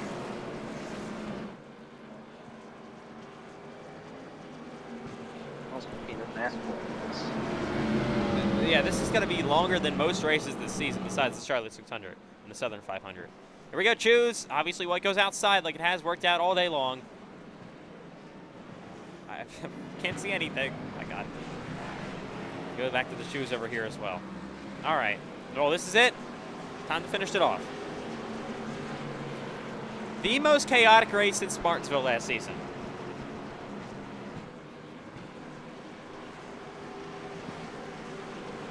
And both the prior season races at Martinsville and then, of course, last season at Richmond, both those races weren't chaotic at all. So, pretty interesting. Obviously a brand new car, but last season's Martinsville race didn't have an excuse at all. That was just, I don't even know.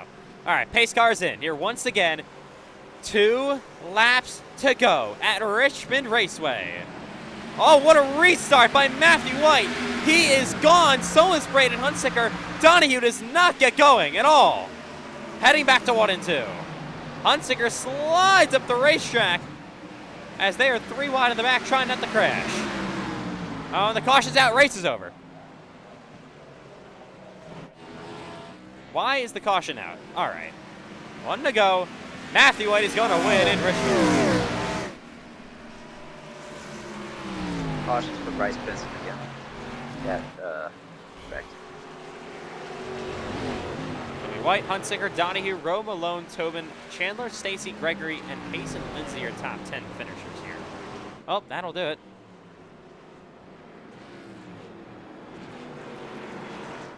'23rd career win to the checkered flag he goes. Oh my goodness, what a race. Finally, it's over. Matthew White wins in Richmond for his first win of the year. Career win 23 extends that all-time record. That will do it. We are done, finally.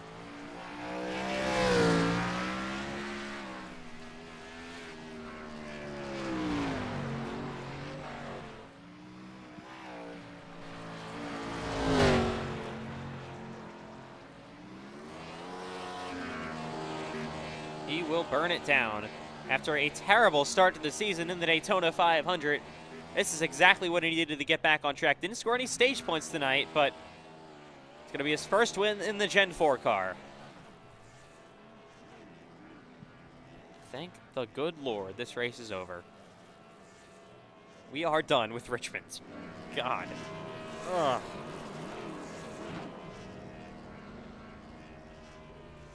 As Matthew White continues to celebrate, Hunsicker, his teammate, comes home second to Highline Motorsports 1 and 2, exactly what they needed after a disastrous Daytona 500.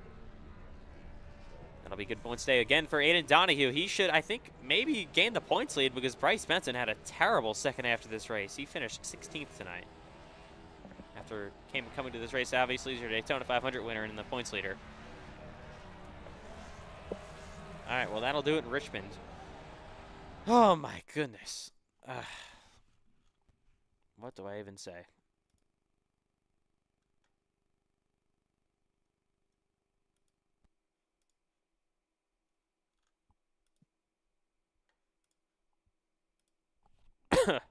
Man.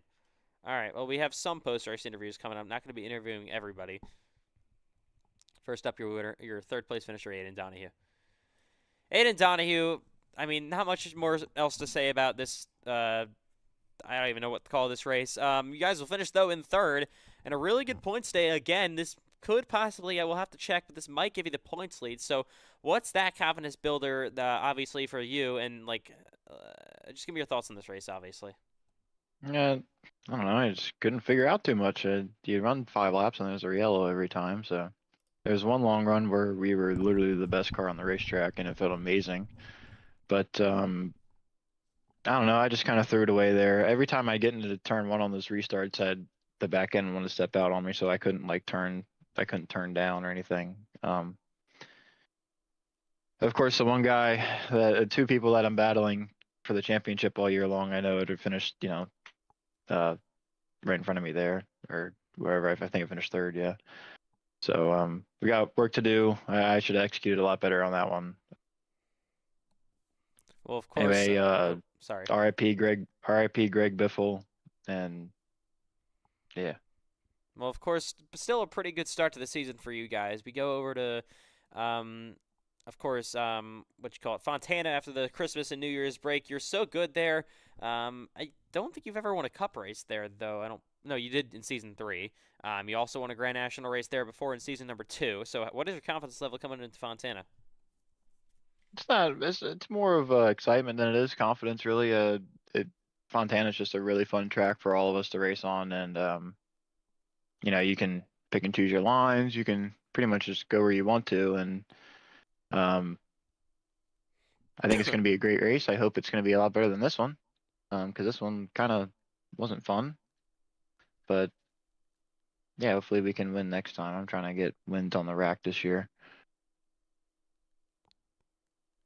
All right, Aiden. Well, of course, nice job for the top 10 finish, third place, or top 5 finish, third place tonight, and we will see you in Fontana. Yep, see ya. It's only other 3 more interviews going to be coming up here. We're not going to be interviewing everybody tonight. God help me if I had to do that.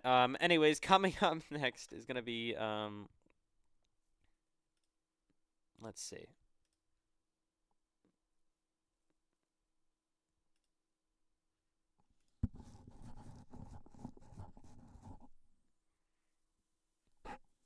Cameron Chandler, I believe, who came home in 7th. Cameron Chandler, I mean, you were trying to sweep the week here. Obviously, way too chaotic of a race for anyone to do anything actually nice here tonight, and you guys will finish in 7th. I mean, just give me your thoughts real quick. Yeah, I mean, I wouldn't really come in here, but I want to complain. That was the most piece of shit race I've ever done. We ran 77 laps under yellow, 21 total cautions. These guys don't know how the hell to drive a race car. And the few green flag runs we could get, the sun was once again in our eyes, so we couldn't see a damn, and it's impossible to fucking pass. So, for half of these guys, I hope they go down to Xfinity or do something, figure out how to drive in a circle. Because I mean, we are literally just hitting the gas, braking, and turning left. It is not that hard to drive a car in a circle. But yeah, some of these guys are gonna have to figure that out, and hopefully it's not in the Cup Series anymore. They go down to Xfinity. Well, of course, we go to Fontana coming up. You guys have a Grand National win there back in season 3. What are your thoughts on that track? Yeah, that race hopefully isn't hell. We should be able to pass there. People should understand how to drive a race car, and absolutely embarrassing that people wanted to tribute that race. That's an embarrassment for a race. I agree, by the way, and we will see you coming up in Fontana. Yep. All right, coming up next, going to be Andrew Stacy. Andrew Stacy, you guys come home with the top 10 finish in the most chaotic race besides Martinsville last season of all time in the Cup Series. So give me your thoughts on this one.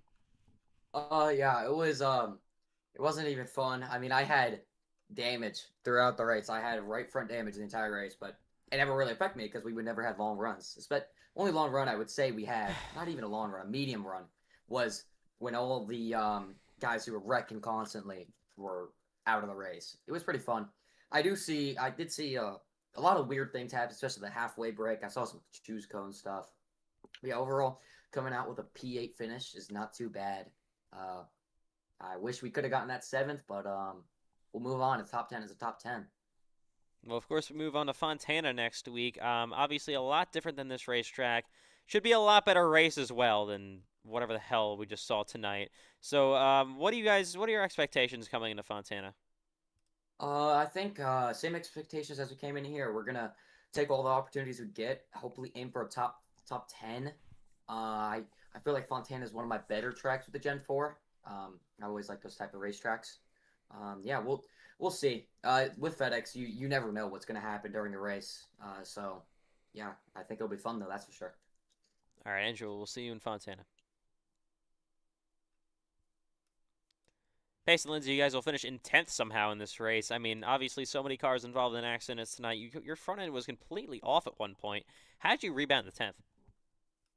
Honestly, I have no idea. We kind of just survived. We got involved in 3 different incidents. We were down to like 5 minutes of damage, something like that. And then the 30 car, I don't know what he was doing, but he just overcorrected into us. I didn't think we got any damage from it, but we somehow got up to 12 minutes of damage. So if it wasn't for that, we probably could have been up front contending for the win because we would have got all the damage fixed before that long run. But still a very solid day for us. I mean, kind of, but I think we had some pretty decent speed if we didn't get damage. Hopefully we can continue this top 10 streak like we did in Season 3.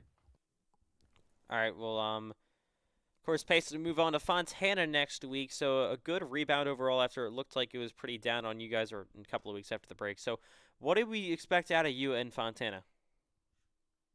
Yeah, we did a practice session with me, Donahue, and a few other Cup guys a few months ago, and I actually won that race on speed and strategy. So really looking forward to it. I think we'll have top 3, top 2 pace. But you never know with some of these Cup guys. There could be some guys that come out of nowhere and perform, but hopefully we can win next week in Fontana.